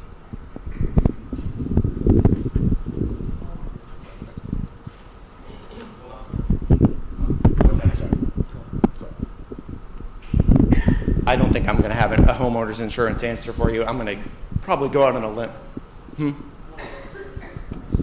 Yes, yes. You want to take a stab? I'm going to have to give you the same answer. Homeowners insurance is not my area of expertise, but I do want to address the public safety issue. During the final design process, with the town's involvement, public safety access, emergency services access will be considered and will be a part of that final design process. So if the town says their fire trucks can't access a property on what is being proposed, it will have to be, an alternative will have to be discovered, or it would potentially have some other design that would have to be done. Understand, this is not about me trying to sell you on the trench. This is about me trying to give you enough information for you to make an informed decision for an alternative that may be 15 or 25 years down the road.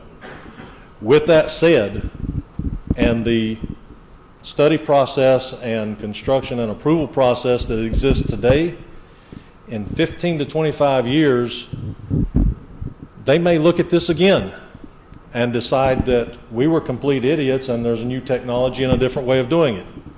Hopefully I'll be retired by then and won't have to take that brunt, but at least I do understand your concerns about only having 5 days. It is a valid concern. And I can talk a little bit about process. That's what I do. The 5 days is, we established this community advisory committee to help DRPT recommend, a preferred alternative for this area to the Commonwealth Transportation Board. And the group has met. Okay. Oh, that's not the sound one. That's why. Okay. So the 5 days is really for the Community Advisory Committee to look at the options that that have been presented and help to narrow down some options that are acceptable or that are the least objectionable within some different categories. And so we've tried to give you as much information about one category as we have about another, so that you can make some decisions and really put these options, line these options up and make some recommendations. But the draft environmental impact statement won't even be officially in its review period until Friday. There'll be a 60-day public comment period that follows that. There'll be public meetings that follow that. A final environmental impact statement wouldn't come for possibly another year down the road. So these aren't final decisions. These are recommendations. We're getting input and advice from the community on what we've learned so far at this draft stage. So it's not an ending.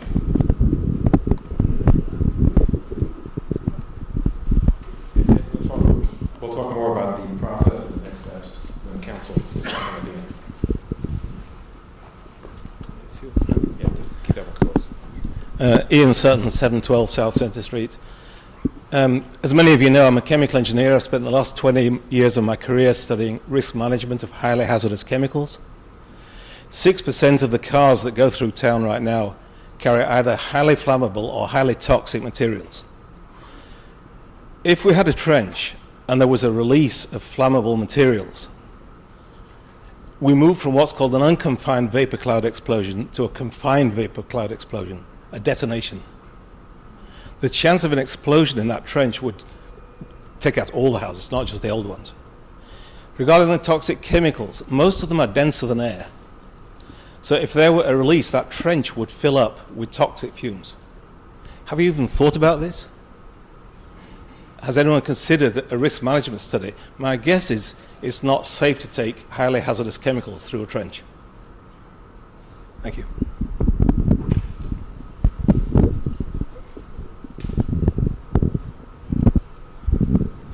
I appreciate your comments, but that very thing is being done in Reno, in San Gabriel, California, and there are chemical hazard studies that are being done to mitigate what those risks are and how to handle them should a release occur. I will get those and share them with you, yes, but I do not have them. I don't think either one of those goes to a residential The San Gabriel Trench goes right in front of a historic mission in the downtown area.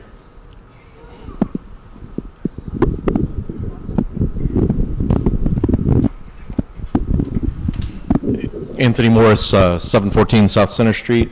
I'm amazed at how much engineering work and research and drawings you've already done, so what I'm about to say is not meant as a criticism. But one of the things you did say was that you haven't had time to study the soil and the utilities, et cetera. So I wonder, kind of a two-point comment question, do we even know that this is a feasible project without knowing what the soil is down low? And number two, with the potential of trains going maximum speed of 90 miles an hour, have we thought about the vibration impact long-term of faster trains without knowing the soil composition?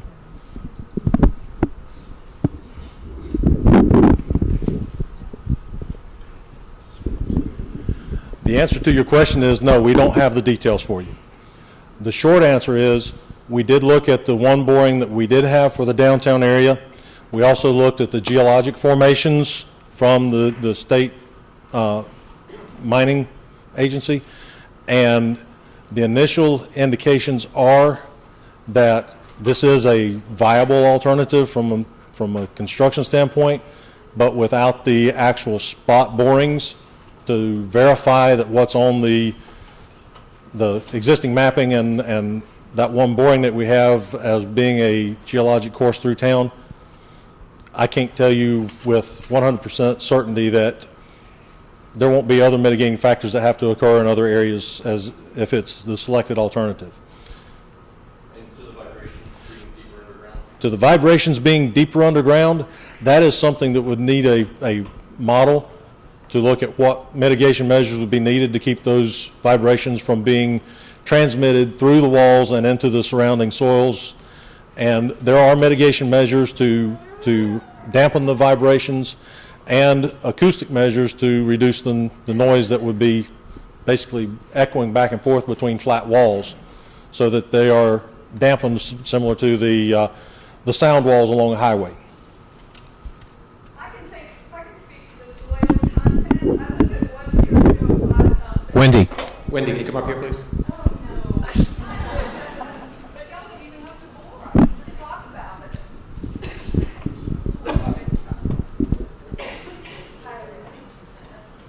Do I have to talk to you? You do. Both of them? Talk to that one. Okay. My name is Wendy Doyle. I live at 1005 South Center Street. And my property, when you dig down 10 inches, you hit water. So the Ashland Swamp, I can't imagine that you could build a trench that we wouldn't have boats sailing, after you're done, and not the trains. So it's just amazing to me that you all would come up with that idea when I literally can prove to you, everyone can come to my house. You can dig down 12 inches, maybe 18 inches if it's been a dry spell, but you're going to hit water. Thank you, Jim. So since the trench is not the full length of town, I should say the full trench depth, what does it look like in the approach areas? Because that's exactly where we live, because the 3 train bore, if you will, obviously has to take both sides of Center Street to be placed there. The covering you have doesn't work during the approach. Will you have to widen the street going into our property to make room for 3 tracks? Because in front of our properties to the DeLilles, you'll see 3 trains, because they will be going down into the trench, and I guess it'll disappear then in front of the Riles house on Francis Street.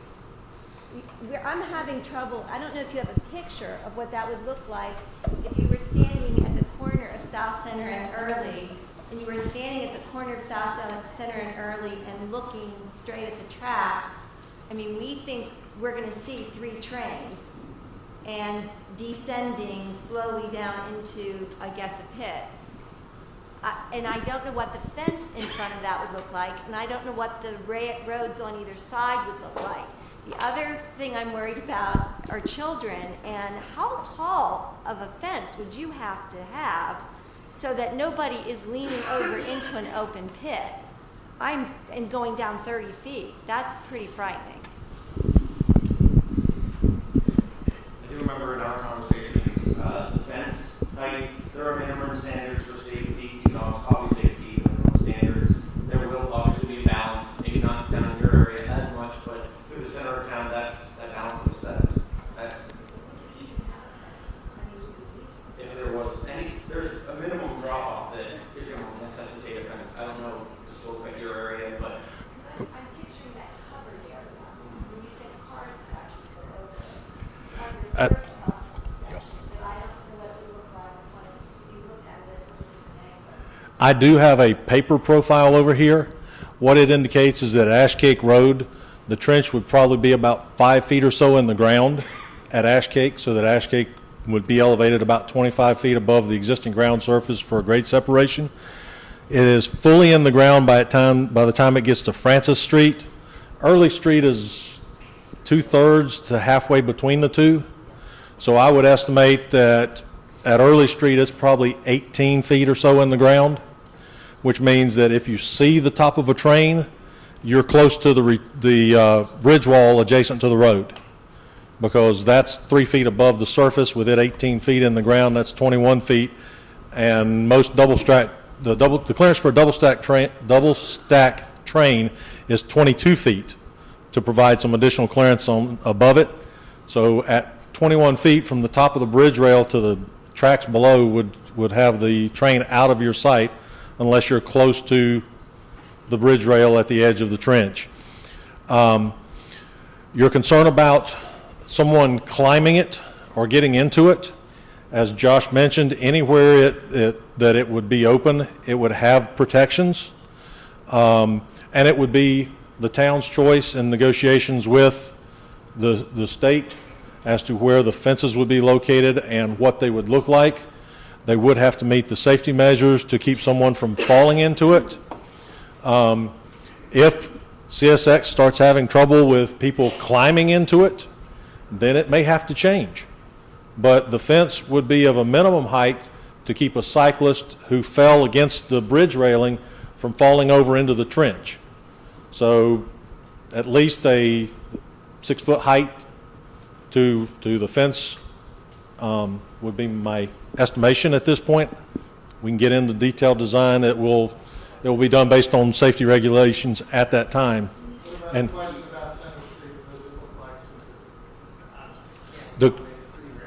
the question about Center Street, at that location, you would not be able to put a cap on it until right there at Francis Street, so it would need to be open at that location.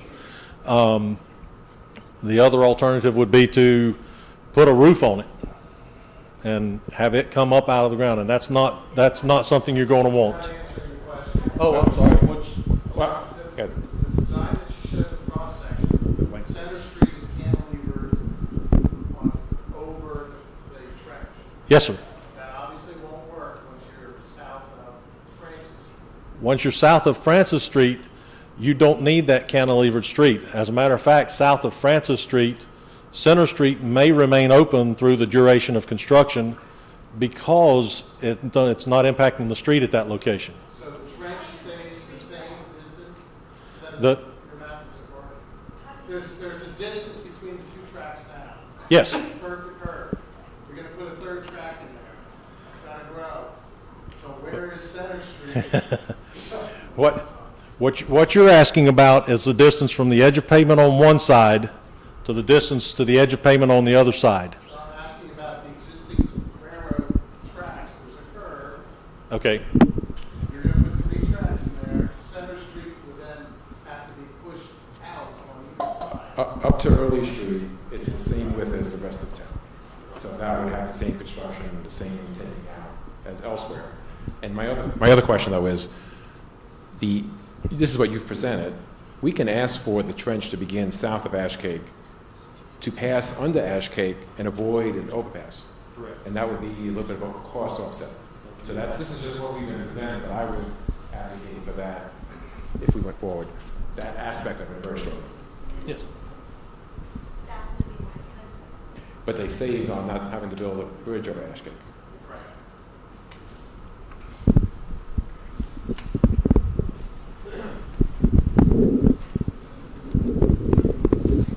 Hello, I'm Sue Hemingway, resident of 315 Myrtle Street in Ashland, and also owner of Tiny Tim's Toys. Owner of Tiny Tim's Toys at 104 South Railroad Avenue. I'm a very visual person, and I've seen a lot of diagrams. You keep talking about the actual construction that is going on at Virginia Avenue up in DC. Is there any kind of opportunity where those of us who were most impacted could actually go up to that location and see what's going on? Now I've actually shared some visuals associated with that. We're happy to post them up on our website. It's not expansive. You're at a single point in time visual, but it would give you some example of what would be going on there. I'm happy to make that available and get it up online tomorrow morning. And the website has actually detailed views of Virginia Street before and after the war. So it's very interesting. Is that construction style the same as what you're proposing at on Virginia Avenue? Is that construction accepted the same one that you're... Can you repeat the question? Is the Virginia Street and DC the same construction as what we're talking about here?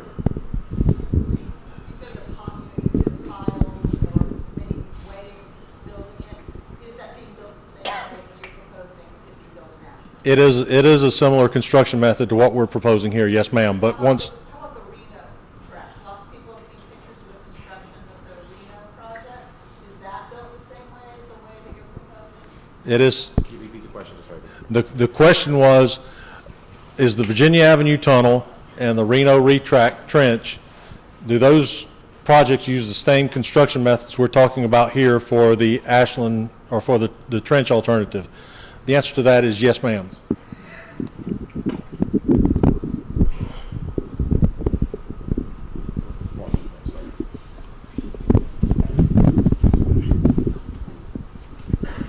Mark Maphis, 307 South Railroad Avenue. A couple of points of clarification. You said earlier permanently taken versus, I think it was impacted. I'm confused. Impact meaning long-term, short-term, permanently impacted versus gone away? And I have a couple other things. I can try the first part of that. Good, thank you. The permanent is a eminent domain take. I mean, that's for those buildings that are not going to stay. They would have to take the land to actually build it. Impact, that's been part of the discussion for the last 6 months, is what is an impact. Your business, I don't know that they're going to be able to say one individual thing is impacted. You're going to be dramatically impacted throughout construction, whether it's access, getting construction vehicles by your business. It's a general term, but there's no permanent taking of your building, and hopefully, I'm assuming I'm right if we're saying it, no permanent damage to the building. Okay, so if your building and your property is right at the sidewalk in the business area or the residential area, could that be an issue with your building? I think the engineering plan as it stands, and please jump in, is that there would not be a permanent impact. In any construction process, yes. I would say if I was a layman, non-contractor, yours is going to be at the highest risk of being impacted. That's why I'm asking. The engineering can do wonders, but the closer you are, the higher your risk. Right. I think that's probably common sense as we go through. Okay. And if your side access roads, once Center Street's closed and you have to close down a side access road or a side road for a period of time, is there any way of knowing now what that period of time would be?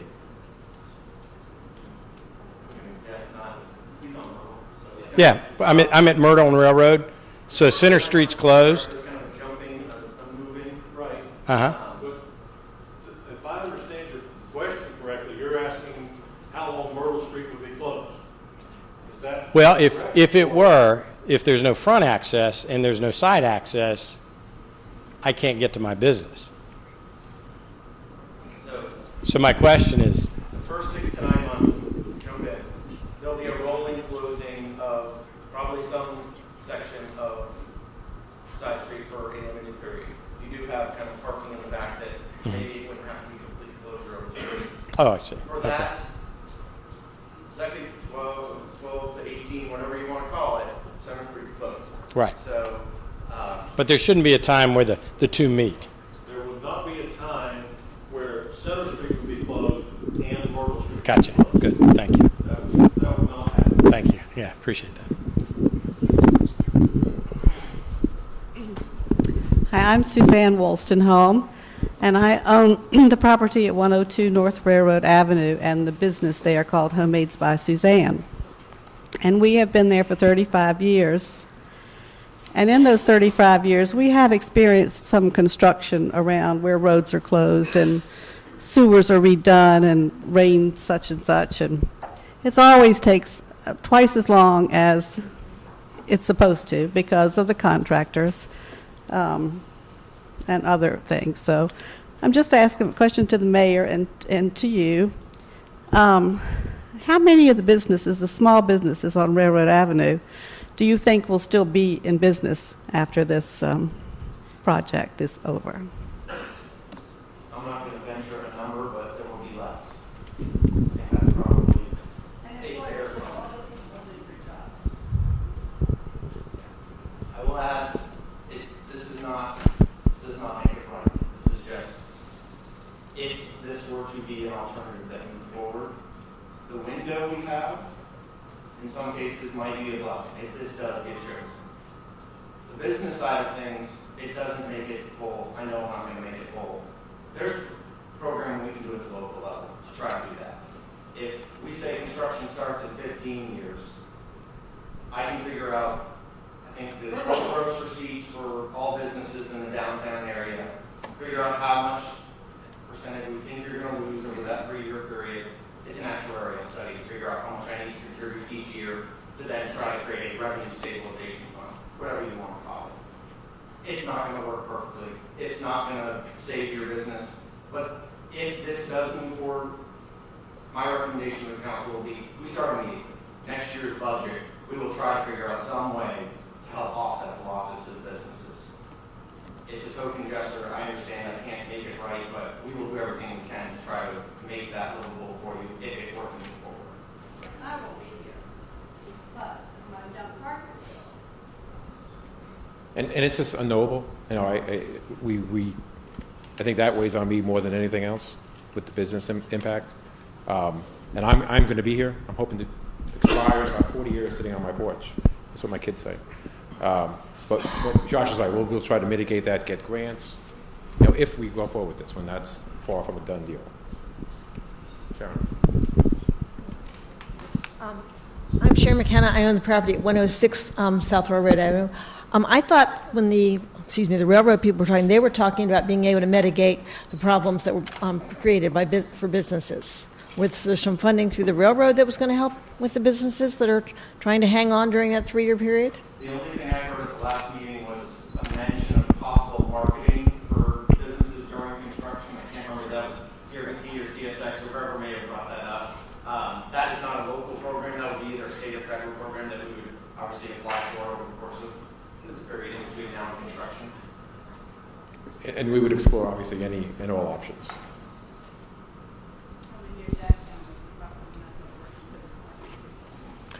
That would be, yes. Gary Robertson at 707 South Center. Mine is an existential question. Mine is an existential question. See that there are 2 propositions before us remaining: third rail or trench. Is that where we are? I would not read it that way. How would you read it? So we were going to talk about this at the end with council, but right now it's the trench or the western bypass.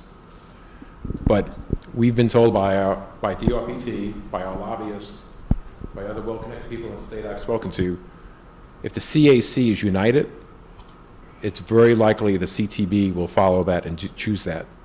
And then it's very, very likely FRA, federal will also support that. If we don't come to an agreement and we give them two choices, then the third rail is still alive. You know, they may sit there and say, oh, you pick those two, you can't come to an agreement, we're going to go with the lower cost option. So that's a tricky aspect to this all as well. But right now, we just want to talk about the trench, and then the committee has to think about the trench or the bypass, or ranking them, or coming to an agreement. But we've taken the third rail surface off the table. That's not binding on anyone else. 323 is still there, but it's a short-term option. If volume doesn't increase, it could be the permanent volume. But if the volume increases as it's expected, then it will create unsatisfactory delays contractually, and CSX will not support that. It will be the short-term alternative. And if volumes and technology changes, that might be the long-term one. And I could just add to that. Thank you very much. Yes, so actually, technically, all options are still on the table. The CAC is, as I mentioned before, is on a kind of parallel path with the draft environmental impact statement and that NEPA process, the National Environmental Policy Act process, but no decisions have been made, and no options are off the table. So 323 is still an option that is documented in the draft environmental impact statement. Our modeling, FRA modeling, has shown that it's a viable option to 2045. That hasn't been validated by CSX, so there may be some freight impacts that would that could occur down the road if 323 were to remain. But as far as the environmental process goes, that's still an option. A western bypass is still an option. A no build is also one that's documented in the draft environmental impact statement. That wouldn't reach our purpose and need for the study, but it is documented. And then a third track through town is also part of the one of the options that the DEIS documents. Can I clarify one thing, Esther? That was probably confusing for folks. I hope this helps you think about it. There's two parallel processes going on. And within the DEIS, this giant document that they put together that's going to be open briefly for a 60-day window, all options are on the table because there wasn't a preferred alternative chosen. And as part of that report, you report all options. Separate parallel process, the CAC committee, all options were initially on the table. I guess if you use the semantics correctly, there are only so many options left that the CAC will likely recommend as a preferred alternative. That's the narrowing that we've been talking about, where you have 323 as the through town on the surface option, the trench as the through town underground option, and we're still working on east and west alternatives. So I hope that clarifies a little bit. There's a lot of kind of moving parts that I understand can be really confusing from this. But choosing for the CAC, coming to an agreement on one option would carry great weight with the Commonwealth Transportation Board with their vote in December. So that is an opportunity to, a limited opportunity to make something happen. Can you come higher? I can't reach you over there. Sorry. Hi, I'm Bonna Lewis. I'm at 604 South Center Street. These are my questions. Oh. Do you want to read it for me? These are engineering questions. Can you hear me now? Okay. Engineering questions. I was concerned when you said that you were asking your engineers about possible cave-ins from the trench. It seems like a process like this should have been developed beforehand, and that when you excavate not only Center Street, but the additional amount of all of us that are landlocked and some that aren't landlocked and business owners, that we are concerned about cave-ins, not only of the trench, but of the railroad train. And then my second engineering question is not only to do with Reno or Virginia Avenue. Both those projects don't look like they involve rail tracks. They're just transportation. They're rail tracks. So then why don't we have some information on the success of that as far as how closely they can be built without caving in and without the existing train needing a bypass while you construct the trench? while I'm walking over to give him the answer, I will say that both those, one positive is they were both under budget and in a shorter time. And the reason is because they're really motivated to get this done. So they had the right motivation. But if you could address the other questions. All right. Drawing a blank on the first question, but it has to do with the cave-ins and why I asked the engineers to take a more detailed look. If you'll remember, I mentioned that we're at the 30,000 foot level. Looking at the soils and materials that are below the surface is not something that we generally do for a concept engineering plan. That is something that is generally done for a more detailed design. So going back and asking them to take a look at something that is a deeper design level than what we are supposed to do is something they're not accustomed to. It's something that is not customary, but it was important, as you mentioned, to make sure that we could answer your question about whether or not there would be cave-ins. And what they have come back and said is there is a way to do it, and there are construction means and methods to make sure that if something does occur, if you hit a pocket of materials that does not show up in a boring, which frequently happens, that there are measures and steps that can be taken to make sure that it's recognized as soon as something happens and it's not made worse, and a mitigation measure does go into effect that takes that into account and offsets the potential for further damage. That is the very conversation that council is having, is one of them that they are deciding whether this is worthwhile. I've had conversations with council of, it solves some issues, but we're not a train town anymore. It's different. It's a different feel for the community. So I give them credit for coming and trying to be responsive to critique, but it's then council and the CAC's responsibility to say that solution did or didn't meet our needs as a community, and you have to make that decision. That's the hard work of being elected and being on those committees.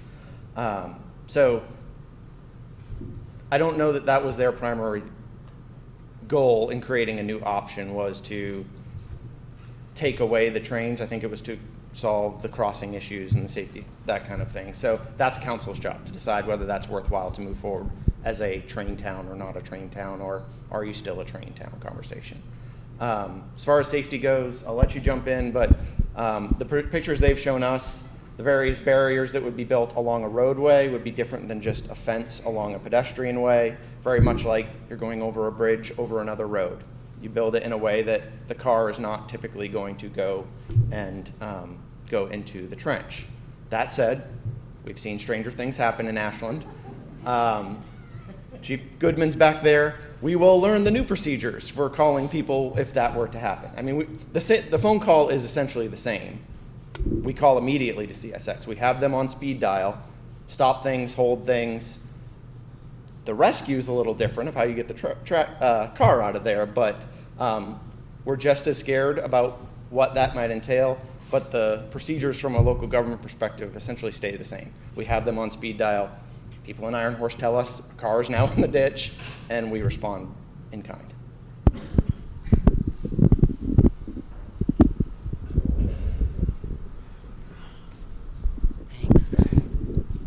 Okay.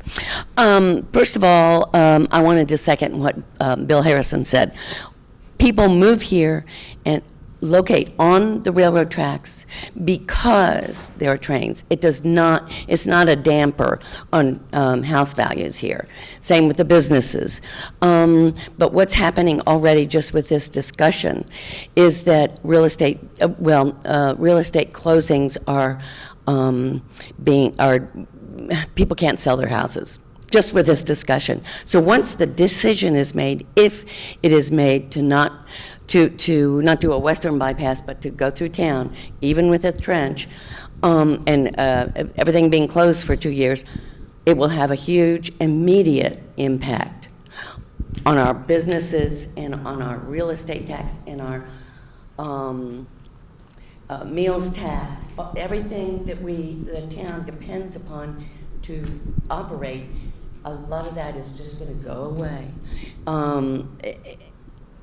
And I can't imagine that after 2 years of almost of all this disruption, that it would take decades to recover economically from that. So we as taxpayers need to think about that. The other thing is, you all were talking about rear access in some cases. You got to understand there are no alleyways along Center Street in most cases, because all the property lots, they're uneven, because all of those lots used to be like 10 acres, and then they were subdivided individually here and there, and so there aren't alleyways. So it's not like you can just run across all the rear property lines to provide access. And I just wanted to make sure you understood that, because Ashland is different.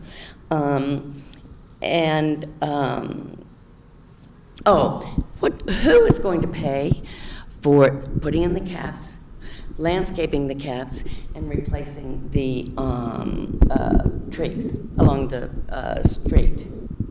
That's a conversation we've had with DRPT, and not a good answer, but that's up for negotiation. That will be done during the construction process. You design what you want, and then you determine who maintains it. I would be advocating for local control so we can make sure that the appearance remains good from what is originally built if you go this road. And I think they would be open to that type of negotiation. Well, I'm just talking about, I don't care who maintains it. I'm worried about who puts it back, because it's going to be very, very expensive. It'd be on them to put it back. Yeah. We can possibly maintain it. Okay, good. Thank you.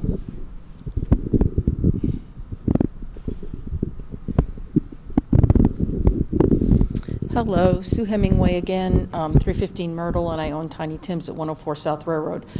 The biggest thing I haven't heard any discussion tonight about is what is going to happen with Amtrak passenger service.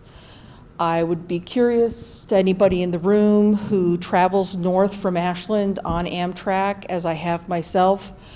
I find the Spotsylvania Amtrak station just so unappealing, I can't even tell you. And the downtown Fredericksburg area basically lost that because they wanted big parking and, yes, handicap access. I don't see a choice that actually maximizes the opportunity for us to continue to keep our Amtrak passenger service and people stopping here in town. I wish we had someone from Amtrak, but I'd like to hear more about that. As presented by DRPT through this process, our station and Amtrak service would stop on construction start at the very latest of this project. We would keep it in the interim, so until the time came that we needed to do construction, there's no plans to take it away immediately, but the station closes and Amtrak's service closes with adoption of the trench option in town.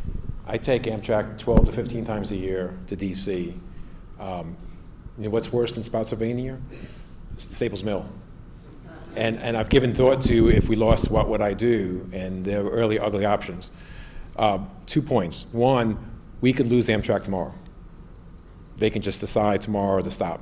There's nothing, we have no say in it, and nothing. So what we have to do is make this community as attractive as possible, so that in the next 10 or 15 years, they're saying, hey, let's extend VRE. And then maybe there's a station north or south of town if there was a trench, or whatever option. You know, that's why we're not talking about tonight. It's a bit of an unknown, but the key is to make this as a vibrant area where they say, hey, we want people here. It's going to be a good station. We want the ridership. And I'm very personally motivated to do that. That's all I think we could say today. One point to your note about kind of the economic impact and the finance impact of losing that service.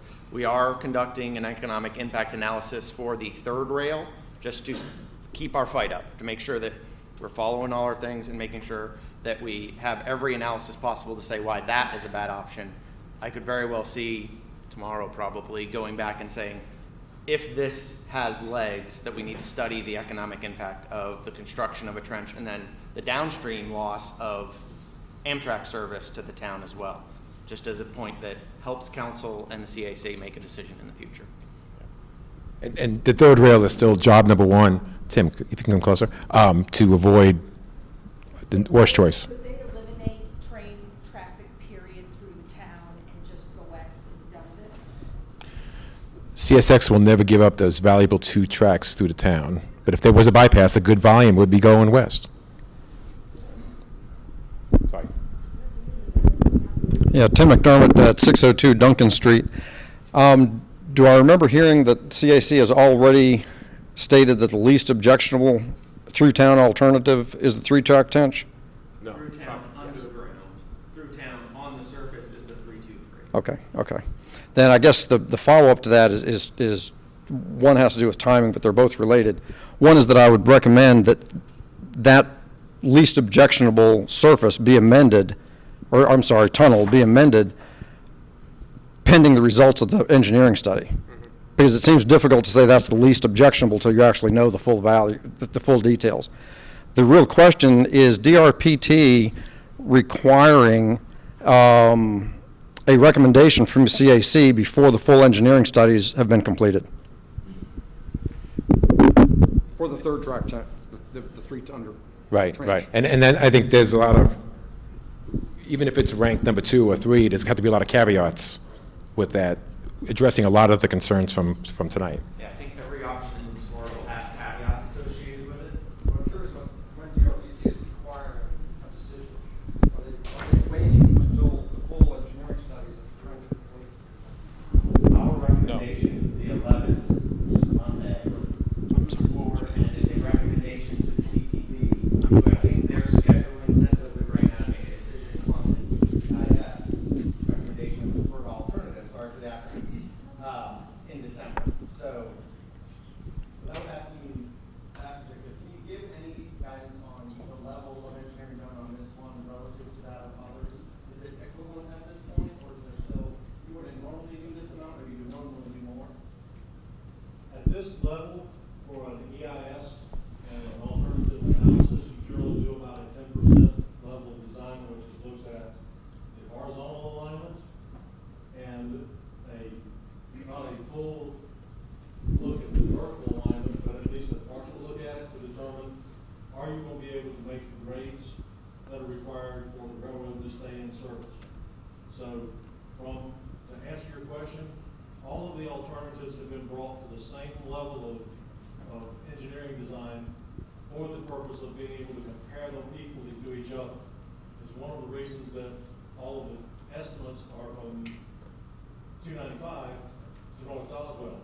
All of them don't have impacts for that full length because they leave the main track at a location short of that and come back short of North Doswell. But in order to be able to compare costs for the longer alternatives against the shorter alternatives, all of them have the same starting and ending milepost on the main corridor. All of them have been brought to the same level of design effort, and all of them have been looked at equally from that perspective for a comparison purpose, not for the details of the geotechnical, the soils, the utilities. To bring that many different alternatives to that level of study would bring DRPT under a level of scrutiny that I don't think anyone can bear. Fair enough. So, stated a different way then, the decision is made for any of the alternatives, without the full engineering. Correct. Okay, fair enough, thank you. And if I may add, if through the course of the final environmental impact statement, if through the course of final design, if over the course of time, we find that conditions change or an assumption that we made is incorrect, then we have to go back and amend the study or start over again. There are mechanisms in place to be able to make those changes as conditions change. So, we talk about decision points. Every decision, we act on that and we plan for it. But there are also mechanisms to be able to shift course if conditions change and warranted. I'm sorry, just a quick question. I know that a lot of other folks need to talk. There's a small town in Connecticut called Old Lyme, And some of y'all may be familiar with it, but it's spooky, the parallels between what they've been experiencing and what we're going through in Ashland right now. And they have a western bypass or an outside bypass, a tunnel option, a trench option. The FRA back, I guess it was December, January of this year, I don't know the exact date, came up with a ruling saying we will tunnel. This isn't going to be a problem. We're going to mitigate all the problems. We're not going to have the problems in our town. We're going to put 4 tracks under because we can afford to do it. What's the difference between Old Lyme and Ashland, Virginia, in terms of the willingness to do this type of thing? And you probably don't necessarily have the answers for it, but I'm just curious why these options just kind of get poo-pooed and said, oh well, it just costs too much. Well, you're doing it in Connecticut. Why not Ashland? I have not personally spoken with Old Lyme. We have representatives on council and CAC who have spoken with them. I don't know that I have an answer for you right now, but there are people in the room who certainly do. There are similarities in any case, and there are definitely differences as well.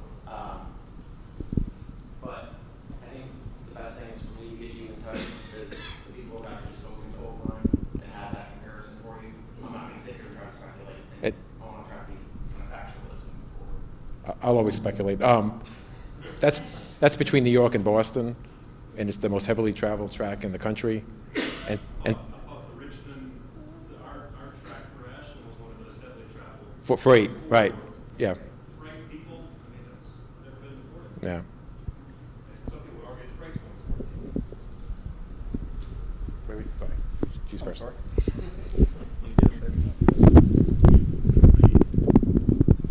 I'm Annette Shantz, and we live at 105 Racecourse Street, but we border on, our property borders on Center Street. So we got a stake in this. My question is, the design that you came up with and the numbers that you came up with for the trench, what did you use as a basis? I mean, was this a complete open trench at the bottom number, and then the top number is completely covered as much as you can cover? And from the picture, it looks like you cantilever the road over top of the trench. Is that the number, the bottom number that you came up with, the lowest number? I mean, the design looks, like you're trying to mitigate it looking like a deep pit that it is.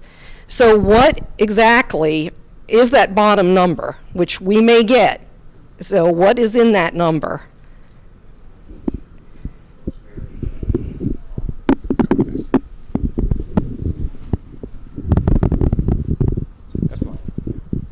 Without boring everyone with a long college lecture on the basis of estimates and what goes into it, at this level, at the 10% level, the engineers and the estimators look at the major systems, track, earthwork, structures, and they try to make estimates based on past experience of what would be involved for utilities, things like the cantilevered roadways, the caps, and they work up an estimate based on that. And then from that, they give it a range based on the estimating principles. That is, whatever number you come up with, you deduct 10% because the contractor's not likely to go 10%, more than 10% below what your estimate is, and you go up 30% to develop a range of costs that would hopefully cover everything. Now, included in that range is a 35% contingency. So if the geotechnical indicates that there are challenges, if there are more utilities than what are anticipated in the estimate, that 35% contingency that's being reduced in the final range by 10% and increased by 30% would hopefully cover those changes. So to try and identify it as specifically this amount of cantilevered road or that amount of green space, that's not how the estimate is prepared.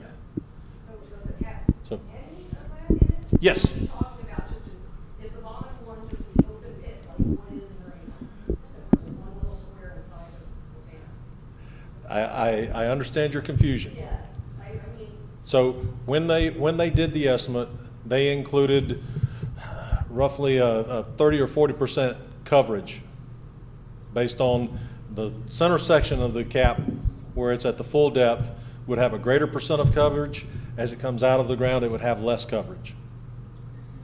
So that's why that's how they developed the number that they came up with, and then they used the minus 10% and plus 30% to develop the range of costs so that it could be compared to other alternatives with those same estimating efforts for ranges. And that does include That would cantilever the include road. cantilever the road, that would include a certain percentage of green space on the top of the trench.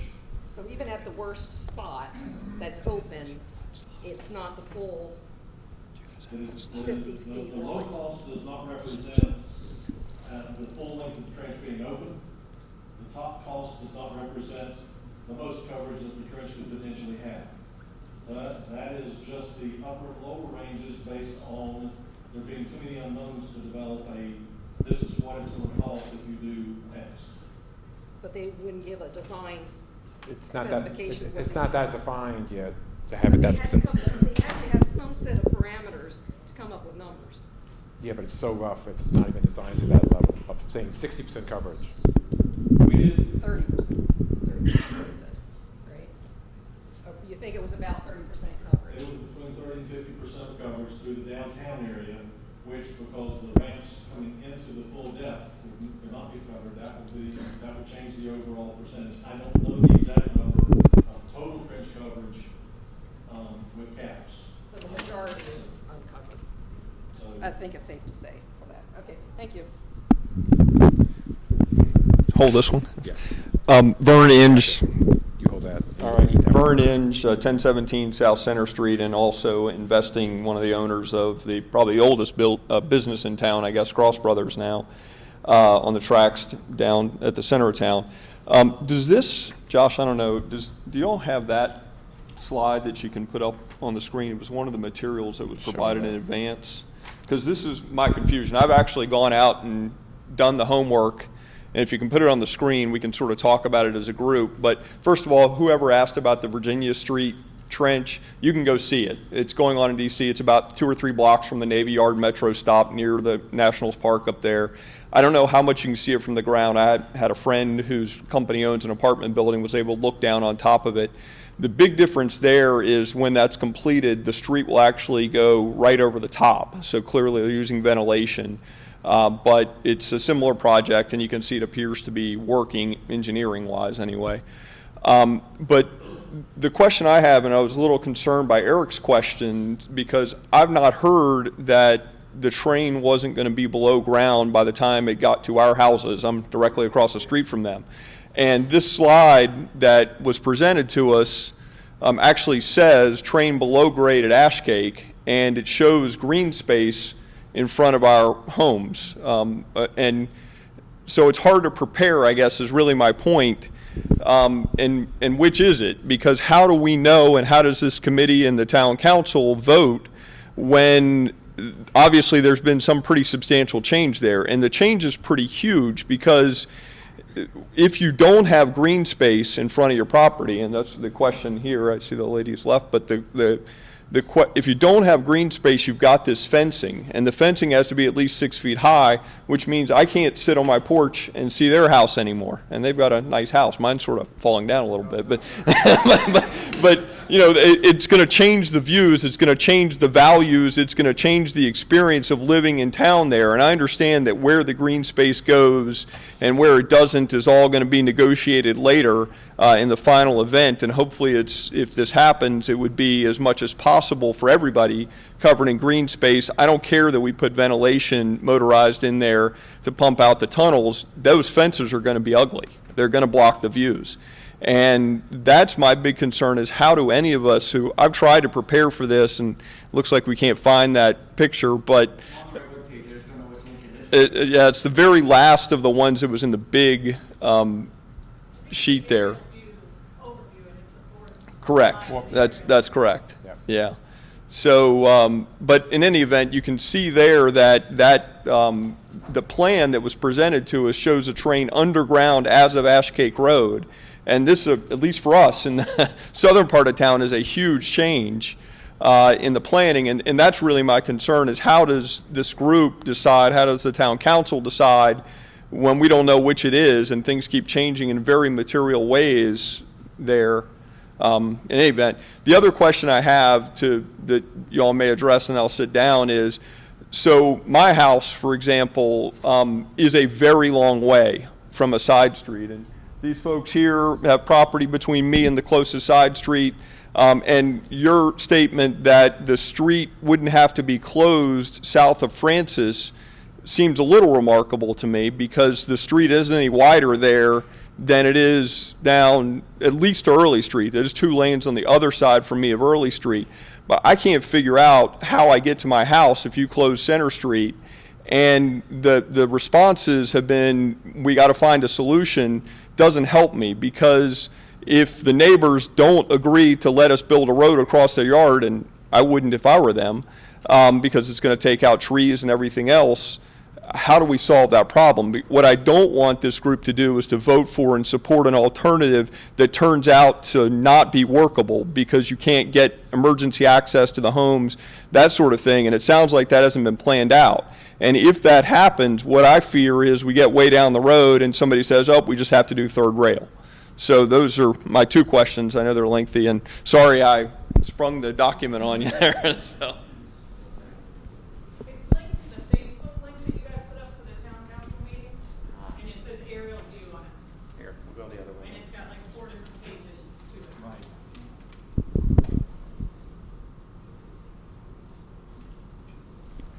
That's a great question.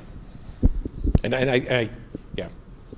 If we do have a trench, it has to go past Ash Cake.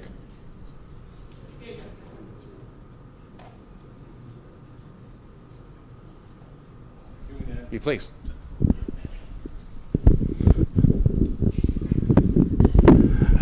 You are correct. I misspoke earlier about the Francis Street. I had the picture in my head and it was the wrong street. But that would have a similar situation to what is downtown. Your point and your neighbor's point about it not being deep enough at that location for a cantilevered road may push it to be extended farther. The question about emergency access, if the properties remain and there are residents there, emergency access has to be provided. Yeah. Sorry?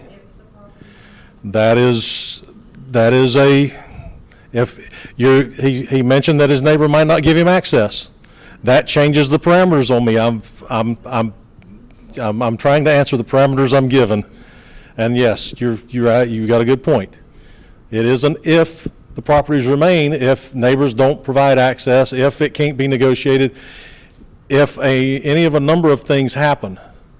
And unfortunately, that's where we get to the point I don't have answers for you, because that's all future negotiations. What I can say, if the property remains, emergency access has to be provided. If the property remains and emergency access is provided, it will not go across the back where there are property lines that don't match up. It has to be provided along or adjacent to the existing roadways. If the roads can't be widened where they are at Francis Street, where they're still narrow, then the trench may have to be extended. The answer is, if the trench is an alternative to move forward and you need that road extended, then the trench has to be deepened and extended to provide for that roadway to continue cantilevered over the trench until it is wide enough to be to not have to be relocated.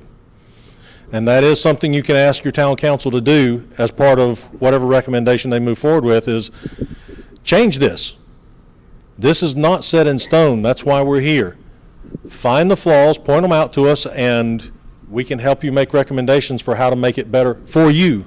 So here's Ash Cake, and here's Early, and here are the 2 houses in question, with the green space design here. But now was saying, it's actually going to start going down here and be a slash all the way up to Francis.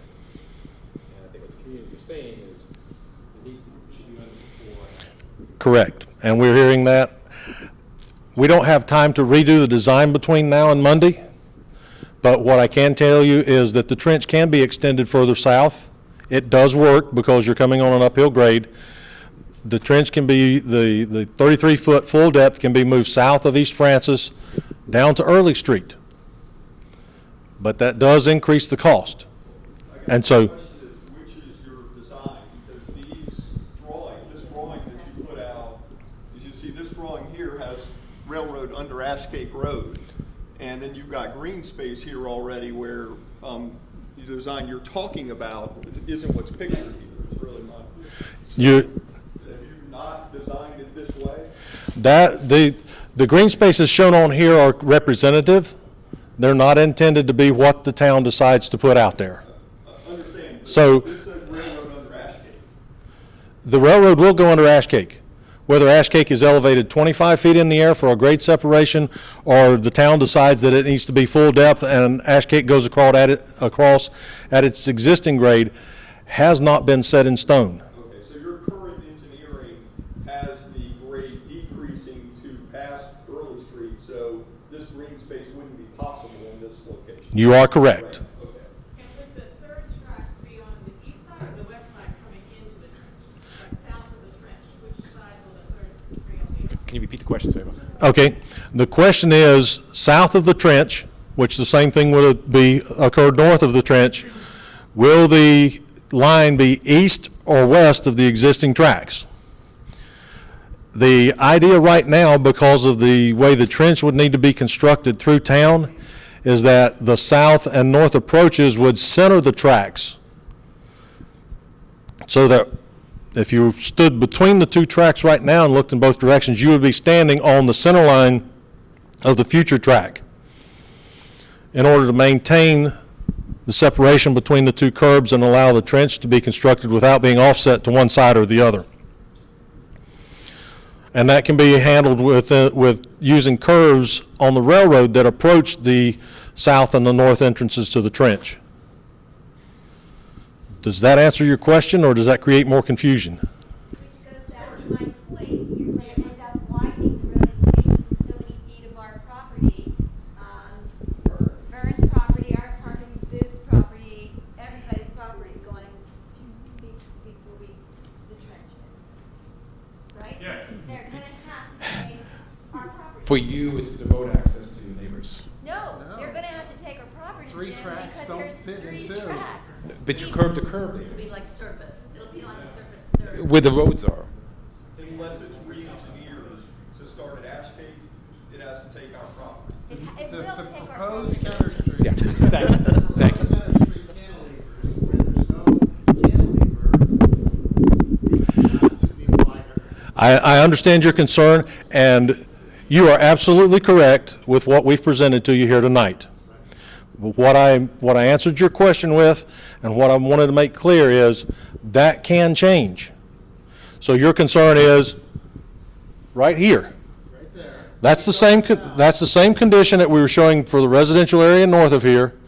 That's the same condition we were showing in the business district. And what we were saying is, not until you get to Francis Street did you have a full depth trench. You have pointed out a flaw in the concept. That's not unheard of.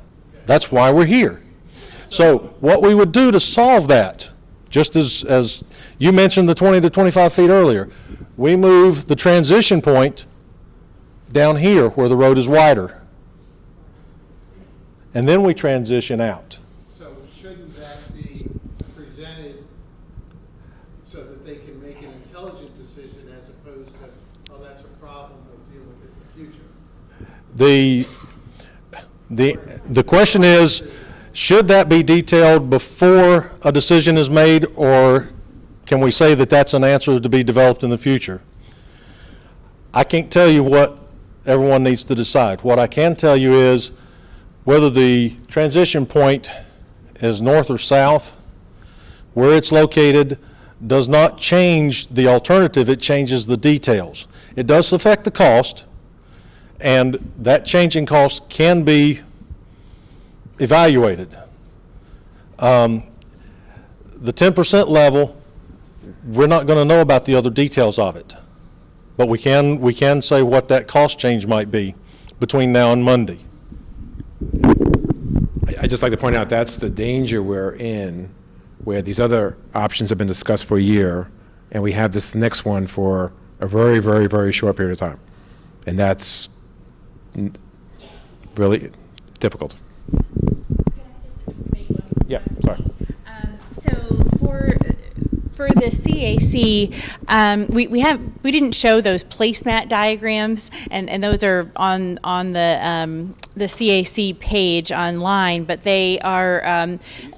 No, it basically breaks down each one of the categories of alternatives. So you have the underground category of alternatives, you have a third track through town category of alternatives, or through town above ground category of alternatives, an east bypass category, and a west bypass category. What DRPT has requested for the CAC to do in order to have in order to be able to report to the Commonwealth Transportation Board at their September meeting is to give us an idea of the least objectionable option within those different categories. So what I would expect that the CAC would do on Monday is to look at all the below ground options. So the below ground options include a deep bore tunnel, they include a soft earth tunnel, which is a little higher up, and then this trench option. And so what would be really helpful for the process, in the opinion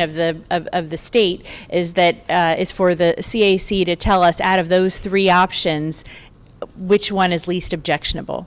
And I think hopefully that would help. That helps. You're not making a end-all be-all decision. You're not saying that you would prefer a trench over all different options. If you could help us narrow things down and tell us if this trench option is preferable to the soft earth and the deep bore tunnels. And of course, the soft earth tunnel and the deep bore tunnels would require ventilation structures, which we talked about in the last CAC meeting. The costs are very different also for those options. So at the last meeting, we actually did that part where we took the trench as the least objectionable. And my understanding is we were being pushed to come with an ultimate choice, which I don't think is going to happen next Monday, but at least we'll narrow it down to a few options. And there's another meeting scheduled that was if necessary.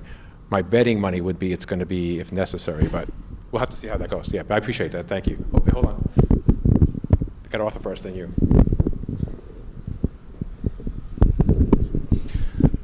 Arthur Brill, behind the curtain studio at 401B England Street. This is a really trivial question compared to everything else, but it's just a design detail. Where the roads overhang the trench and was talking about being cantilevered, it looks like, I've seen the pictures of the Reno Trench, the High Point Trench. It looks like they would actually be beams running across the trench with basically joists, whatever have you, that the road would actually sit on. So just getting clarification that there wouldn't be a whole lot of really purely open trench if it wasn't covered, but it would be crossed by a series of structural supports.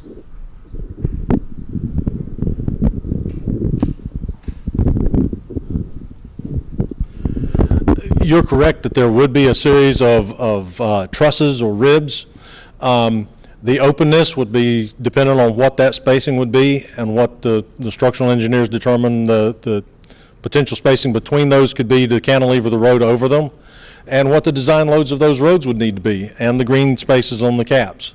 And if a wayward motorist went driving across a cap, to make sure that he wouldn't fall into the trench. So would it be 200, 300 feet between them? Probably not.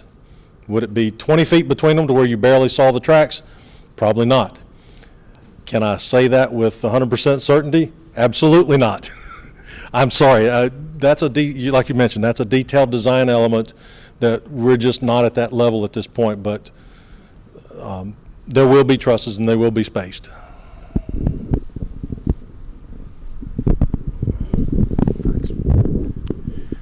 John Jewett, 700 South Center Street. I have some technical questions, but first I have sort of a general question.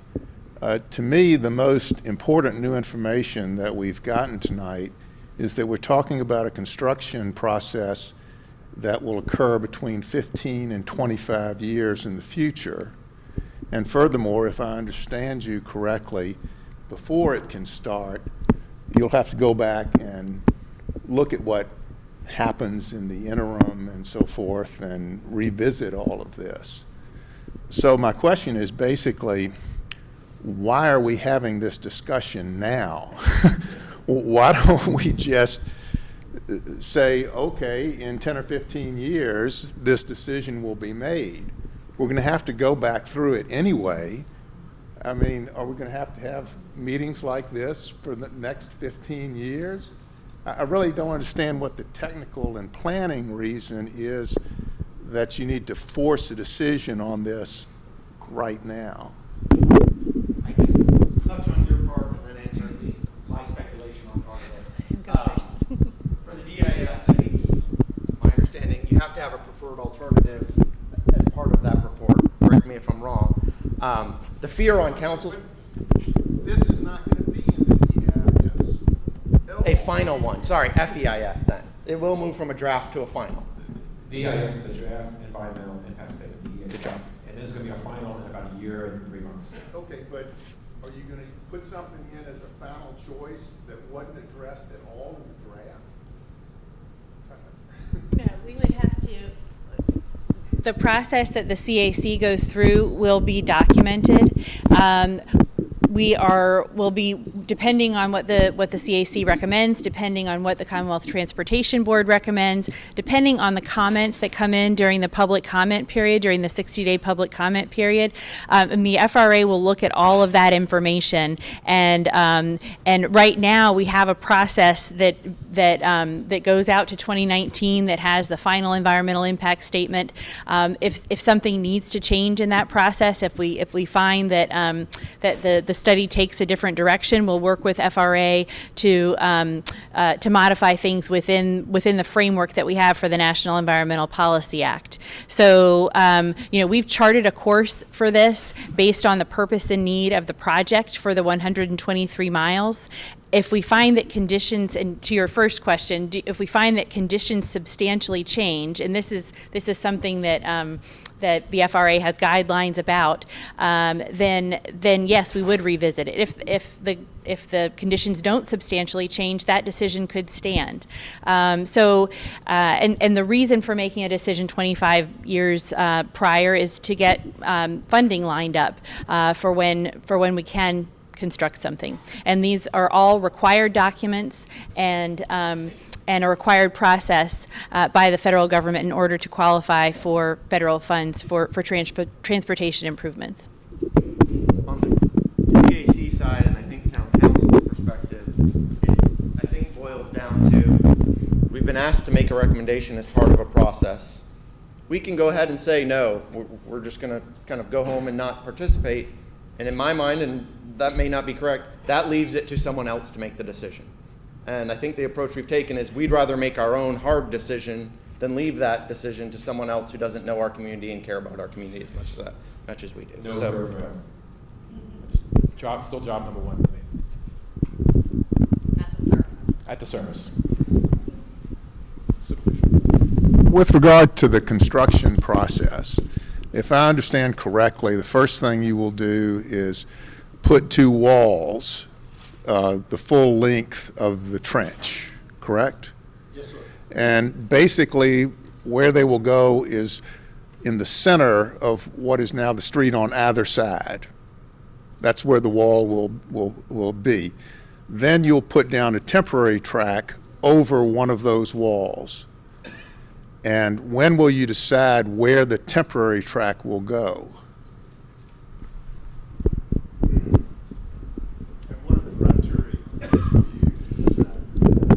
The decision for where the temporary track will go and which side it will go on will be part of the process and the communication with the town, the residents and the businesses at that time to determine which side it goes on and which side of the trench is dug first. That's why we're not making that decision. We're presenting the concept, and at the future date, that'll be a decision based on circumstances at that time.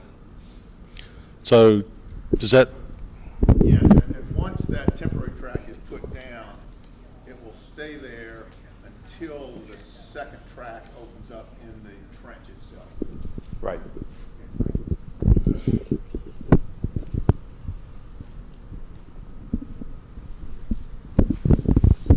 Jeff Robb, 904 Center Street. I'm confused.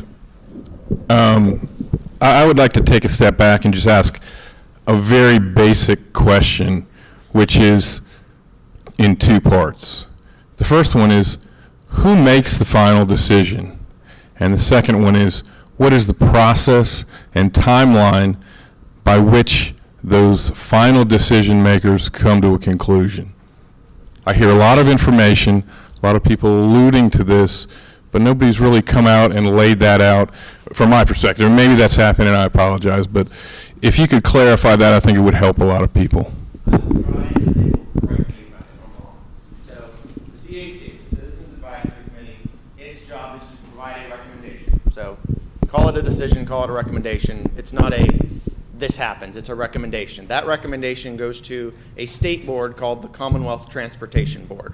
Different districts, each district has a representative. We're in the Richmond district, we have a representative on that board. It is my understanding that our recommendation is to them, hopefully for some level of preferred alternatives in each basket. It is their job, I think, to make a recommendation as part of the draft environmental impact statement for preferred alternatives, so that that study kind of comes to a conclusion. They provide a final recommendation. That 60-day window that Emily mentioned comes to a conclusion, so the community's giving input on it. That document is, I guess, wrapped up. I don't know what quite the right phrase is, and becomes at some point a final environmental impact statement that goes to FRA. Yeah, and I can expand on that. Yeah, if please. You want. Okay. So the Commonwealth Transportation Board, everything that you said was absolutely right. The Commonwealth Transportation Board is right now set to make a recommendation or to accept a preferred alternative in December. That is actually after the 60-day comment period closes. It is, the Commonwealth Transportation Board is a state board. It's not a federal board. It's important to us as a state agency to have that recommendation and have that acceptance of a preferred alternative by the Commonwealth Transportation Board, and I know that FRA, that recommendation carries a lot of weight with FRA, but ultimately FRA makes a decision about the preferred alternative that is then documented in the final environmental impact statement and record of decision. And that document is prepared and would be ready based on the schedule that we have now in early 2019. And so that document will take into account all of the comments that come in during the 60-day public comment period. It will take into account the work of the CAC. All of the comments and questions have to be addressed. And in some cases, those comments and questions require some tweaks to design of the preferred alternative. And so anyway, but that decision doesn't happen until the record of decision by FRA. So all of the information that we're collecting now, all the work that we're doing now, will go into that document and into FRA's decision. And that's early 2019. That's what we anticipate based on the schedule that we have now. And to add a little political color to that, and please correct me if I'm misstating, but so FRA makes that decision in early 2019. They will rely very heavily on the CTB, Commonwealth Transportation. It's very unlikely they choose something different. And Commonwealth Transportation Board, their decision is this December, 3 months at that meeting. And they're looking for us for as unified answer as possible. And what we've heard from DRPT, what we've heard from ourselves, a lot of other people is, if you're really unified, CTB will probably go along. And if you're not, maybe they go along with one of your two options that you present, but then the chances, this is just me, chances of the third rail service go from 2% to, I don't know, 20, 30% something. And that's the calculus that we have to estimate. So who is the representative, Richmond representative on the Commonwealth Transportation? Brown. That's, He works at Dominion. that's, now you're starting to General get counsel. to the who. And he came to Ashland. We invited the CTV in October, a year ago? Yeah, wow. And those members at the time, they looked at Ashland and they said, oh my gosh, you can't fit a third rail through your service. So we're pretty well set up with that. Yeah, so we're that, you know, but there's still that risk. Okay. Does that help there? Can I ask one more question on that? Yeah, wait, hold on. Where does the funding come from? Like, Mostly federal. one more question. Once it's approved, so it gets accepted, it's federally funded, does it have to be approved in some future budget passed by Congress? Yes. Or is it already there? No. So I'll answer this because this is part of to me, the political calculus. Yeah. The reason it's 15 years away is we're talking about a bottleneck. Right now, all of Virginia goes into a 2-lane bridge into DC, the Long Bridge. That's the #1 priority of everybody to expand that. That's not even funded. When that gets funded, then they're going to look at, you got the Rappahannock Crossing, which is a 2-lane bridge.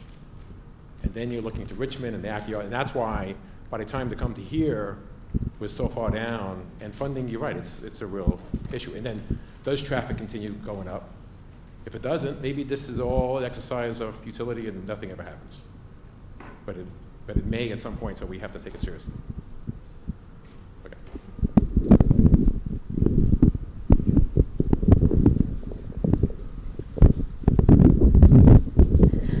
I'd like to try and help my brain here process and narrow back. If you look at Ashland, the key thing is Archie Cannon Road to Ashcake Road. Whatever is in that space needs to already be at full elevation or already be at full depth. What this trench thing is showing us, it's playing games with the edges of town. So we can't make a comparison. So if we have a third rail that's high, well, it needs to be at full height before Archie Cannon and doesn't start to come down until after Ashcake. If we can compare that to a tunnel that is at full depth at Archie Cannon and starting to come out below Ashcake, or the soft tunnel, or the trench, now we can make a comparison. But when you're playing with the edges of where the ramps are going to be, it makes no sense to us, and we have no guarantee or feeling of uniformity where we can support anything. So we're having a lot of great comments. We also, part of this meeting is for the council to speak. And so I'd like to cut off questions and turn it over to the council, because I think it's very important for you to hear what they say before we go. I know we're losing a lot of people as we speak, so if that's okay with people, unless you have a burning question, I'd like to turn it over to my colleagues and hear what they have to say. Do you have a close? I'm sorry, yeah.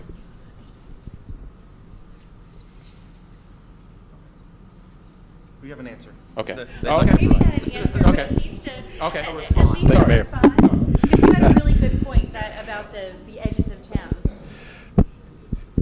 Ma'am, you made a very good point about why and where the trench stops and starts, where the soft earth tunnel stops and starts, and where the deep bore tunnel stops and starts. All of those are related to cost. I understand why you think we're playing games, but we're really not. We're trying to be responsible stewards of your tax dollars and considering the engineering aspects of it. By minimizing the lengths, we try to minimize the costs of your taxpayer dollars. The deep bore tunnel obviously has to be deeper or has to be longer because you have to go deeper at the same grade that you're going into the trench. By the trench being higher and not going as deep, you've got a shorter trench. The soft earth tunnel is in between. Its length is in between. If that's, I'm sorry, the perception is that we're playing games. It's not. We are, as engineers, trying to be good stewards of your taxpayer dollars when we consider what the cost of these different alternatives will be. Mayor, thank you for. Yeah, thank you. you want to make any final comment? I appreciate everybody. Yeah. I appreciate your interest in the alternatives and in the process, and the time that you all have taken to educate yourselves about the work that's going on here. Thank you. So there's no voting or anything by council, but would anybody like to say or ask or do anything? I have a question. Please. Emily, it's for you. I just want to clear something that Mayor Foley said and make sure that it is accurate. If the CAC comes up with 2 or 3, least objectionable choices, and it's not unanimous, does that mean that all the options are up for grabs again, or will it remain within the 2 or 3 that the CAC find least objectionable? I don't know. And if some of my folks who have gone through a process like this have better answers, please let us know. But yeah, I'm not sure how things are going to turn out. I think what the mayor has tried to indicate, to the degree that there's a consolidated and single recommendation, it will carry more weight. Keep in mind that the composition of the Commonwealth Transportation Board is geographic. So the folks from Hampton Roads, which has very strong representation on the board, they're keenly interested in the port. The Commonwealth invested $600 million, which is going to bring the double stack through your town. You're starting to see that now. In Northern Virginia, they're very interested in VRE and the improvements that help there. So those are the things, to the degree that this region, Ashland and Richmond faces some of these similar issues too. To the degree that the region is divided or unsure, that means that the interest in those other regions that do have a consolidated interest are likely to prevail in that decision-making process. That's a very long-winded way of saying what the mayor said is a single strong recommendation carries much greater weight with the Commonwealth Transportation Board.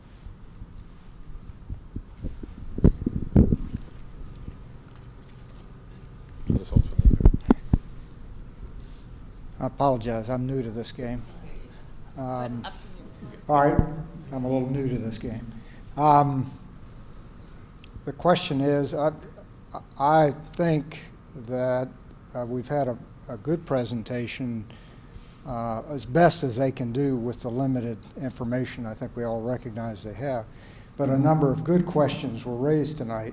I'm wondering if the council or the CAC will have an opportunity to have some of those questions addressed before they have to make a decision. Well, the next meeting is Monday. I know. I doubt that, but I'm willing to say right now that I'm going to advocate strongly for that last meeting, which will be in a month from now. And at least if we go to the CTB's meeting next Wednesday-ish with, hey, we're really debating between these 2 options, I think that gives a good signal, and then that gives us another month perhaps to come to consensus. Mr. Mayor, one of the exercises outside the door from here is a sheet that says, what questions are you leaving unanswered today? Write it on the sheet. We're going to summarize it. We'll try to filter it as best we can and figure out what ones we think we might actually get answers to versus not, and we'll share them. I mean, that's part of what we're doing, is seeing if maybe it just didn't get asked, maybe there's just a little bit of analysis that can happen. So please take advantage of that opportunity so we can share it not only with council but with DRPT and see if maybe there is time to provide an answer. And not only write that, but if you think of it tomorrow or the next day, write down an email and send it, Kristen. That's what I was going to say. Most of the people on Center Street and around our neighborhood have my email address. And so if you get home and think of questions, feel free to email it to me. I share all of your questions and your emails and your comments with Jim and Josh, and I would certainly do that again. So it's easier for you, or if you do it and you think of some more, send me an email and I can share it. Just to repeat that for everyone so you can hear it, is we're sharing emails. So if you send something to Kristen, she's getting it to us. You send it to us. Yeah, it's appropriate with this kind of thing. We're sharing it with Kristen as the CAC member.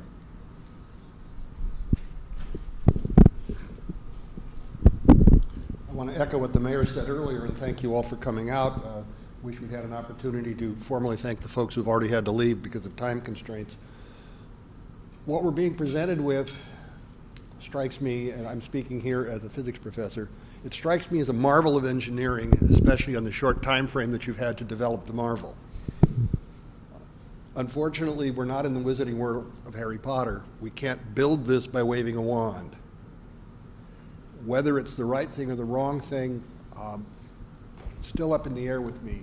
But I am struck, and I hate to put it in these terms, partly because of my age, but some of us are of an age to remember the Vietnam War, and we can remember the Tet Offensive, and we can remember the commanding general on the American side saying it became necessary to destroy the city in order to save it. Unfortunately, I think that's the option we're being presented with. We have to pick which way we want the town to be destroyed.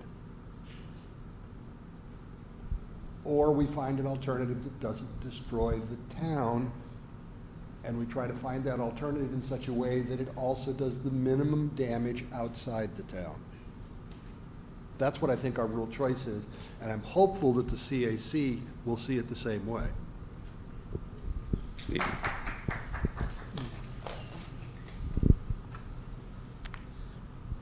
Treading on dangerous ground, huh? Obviously, we haven't had any more time to process the questions and the answers than you have. So I hesitate to say anything other than we want to continue to process. We haven't made up our minds entirely. I'm very hesitant to lean one way or another without more detail. How do you make a decision without detail? How do they make a decision without a direction to go in to provide that detail? So it's very concerning. I've got specific questions that aren't any different than what have been asked earlier. As far as the micrometer technology, I think that's what was talked about as far as telling whether a house is being overly disturbed. You know, my question is, will that be applied to every structure along the track? And if it's not applied to every structure along the track, how do you decide which ones to apply it to? And if 3 houses could be destroyed by this process, would that be enough to stop it? If 5 houses, if 1 house, 3 businesses and 4 houses, that makes it difficult to make a recommendation. This is about a lot more than money, but money will play a big part in making this decision above us. So I'm concerned that the soul of Ashland, is also viewed, as we talk about this. The question earlier about the appeal of the trains, when we talk about impact, we're talking about impact during construction. But if this is done, there is an ongoing impact after construction that Ashland will fundamentally not be the same. And so I'm not saying that I'm leaning one way or another. I'm saying I want people to consider that Ashland will not be the same without surface level trains. The impact that takes place during construction, should this go forward, when businesses and it will affect business and residential both, because in a 2-year to 3-year period, people develop new habits. Your customers develop new habits.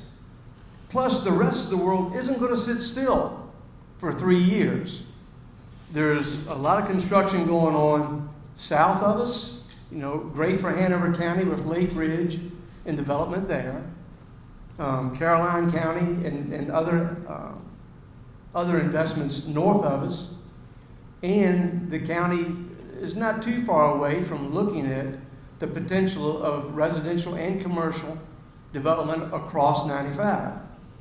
We have to be concerned about what habits might change in 2 to 3 years where people find different places to buy homes, different places to eat.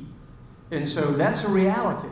Again, I'm not saying, okay, this is enough to say, we need to choose another option. But I'm saying that's part of the consideration. So it's very deep. Just want to take a look here. I think that's all I wanted to say in addition to all you have said. But we definitely would ask, I know people had to leave, we definitely want to ask people, stay a little longer. We all know it's very important. Stay a little longer. Cooperate with the exercises outside of this room to help us hear other things that you have to say. There's a lot of creativity in this room. And so we want to hear the other thoughts that haven't been spoken, or how you've processed answers since you've asked and had your question addressed. All right? So please stay engaged, like someone needs to say that. But we've got to keep pushing along and working together in this the best way we can. Thank you, Steve. Kathy, you had a question, but you didn't have a statement, so. Right. Well, I just wanted to look at this from a different perspective, because I almost think that we do have the level of detail to know, if this project is going to work. I think what they're saying is they're going to make it work. The way I'm looking at it is, the important piece that's missing is the social cost. And that is what, the construction process and the pre-construction process and post-construction process will mean to the town of Ashland. I did quite a bit of research about those impacts because, like all of you, I worry, will Ashland survive this construction period? And what I found was it's kind of grim when you have construction projects of this magnitude, closing down a major artery of a town or city. Revenues in the places that I look, like the big projects in Norfolk and Toledo, Texas, and St. Paul, Minnesota, business revenues dropped anywhere between 20 and 62. I was seeing a lot of 40. When Toledo, Texas had their I-35 improvements that cut off the downtown for 4 years, 82 of 127 businesses closed. In St. Paul, when they ran a light rail down a major street, they had 50 businesses close or relocate permanently. And this, with St. Paul, was after the city saved up enough money. They saved $11 million to mitigate and help those businesses. But as Steve was saying, the other piece of it is behavioral change. Once people get used to not going because it's noisy, because it's hard to access, because there's no parking, those changes that they make then tend to become permanent. I say this not because I don't think that, the spirit of Ashland isn't strong enough to overcome this construction project. What I'm suggesting is that the Ashland that as Steve says, that's going to emerge on the other end is not going to be our Ashland. It's going to be new businesses. It's going to be new people, and so the question is, and that may be all right with all of us. Ashland will find its feet, but to me, is that okay for us as a community to accept that, or do we fight to keep Ashland as we all today know it? Thank you. Any last comments, Josh? Which one? I'll go over here. The only thing I will add is that having had conversations with all 5 of these people, everything that you've brought up is on their mind. This is not, no one of those 5 have made a decision. They're all incredibly worried about this, trying to figure out not only what's best for Ashland if either any option was built, but how do you maneuver within the system that we're being asked to maneuver within. So I can reassure you, everything that you're talking about is exactly what they're considering as we try to move forward. I won't speak for them. I think it would be helpful not only just to have your questions that aren't answered, but honest assessment. This is or this isn't worth it. That's the kind of thing I think in the end you need to hear. And that's going to put all of us, I mean, I'm on the CAC as well, in a very difficult position to make a decision, whether it's September 11th, September 28th, whatever it may be. But we don't want to make that decision in a vacuum. So you're part of the community. Please tell us what you think. And I'll just wind up with saying, we have been struggling with these questions, but to me it's extremely informative. You guys made great comments, great questions, fine questions, and thank you very much. See where we are. And we're adjourned.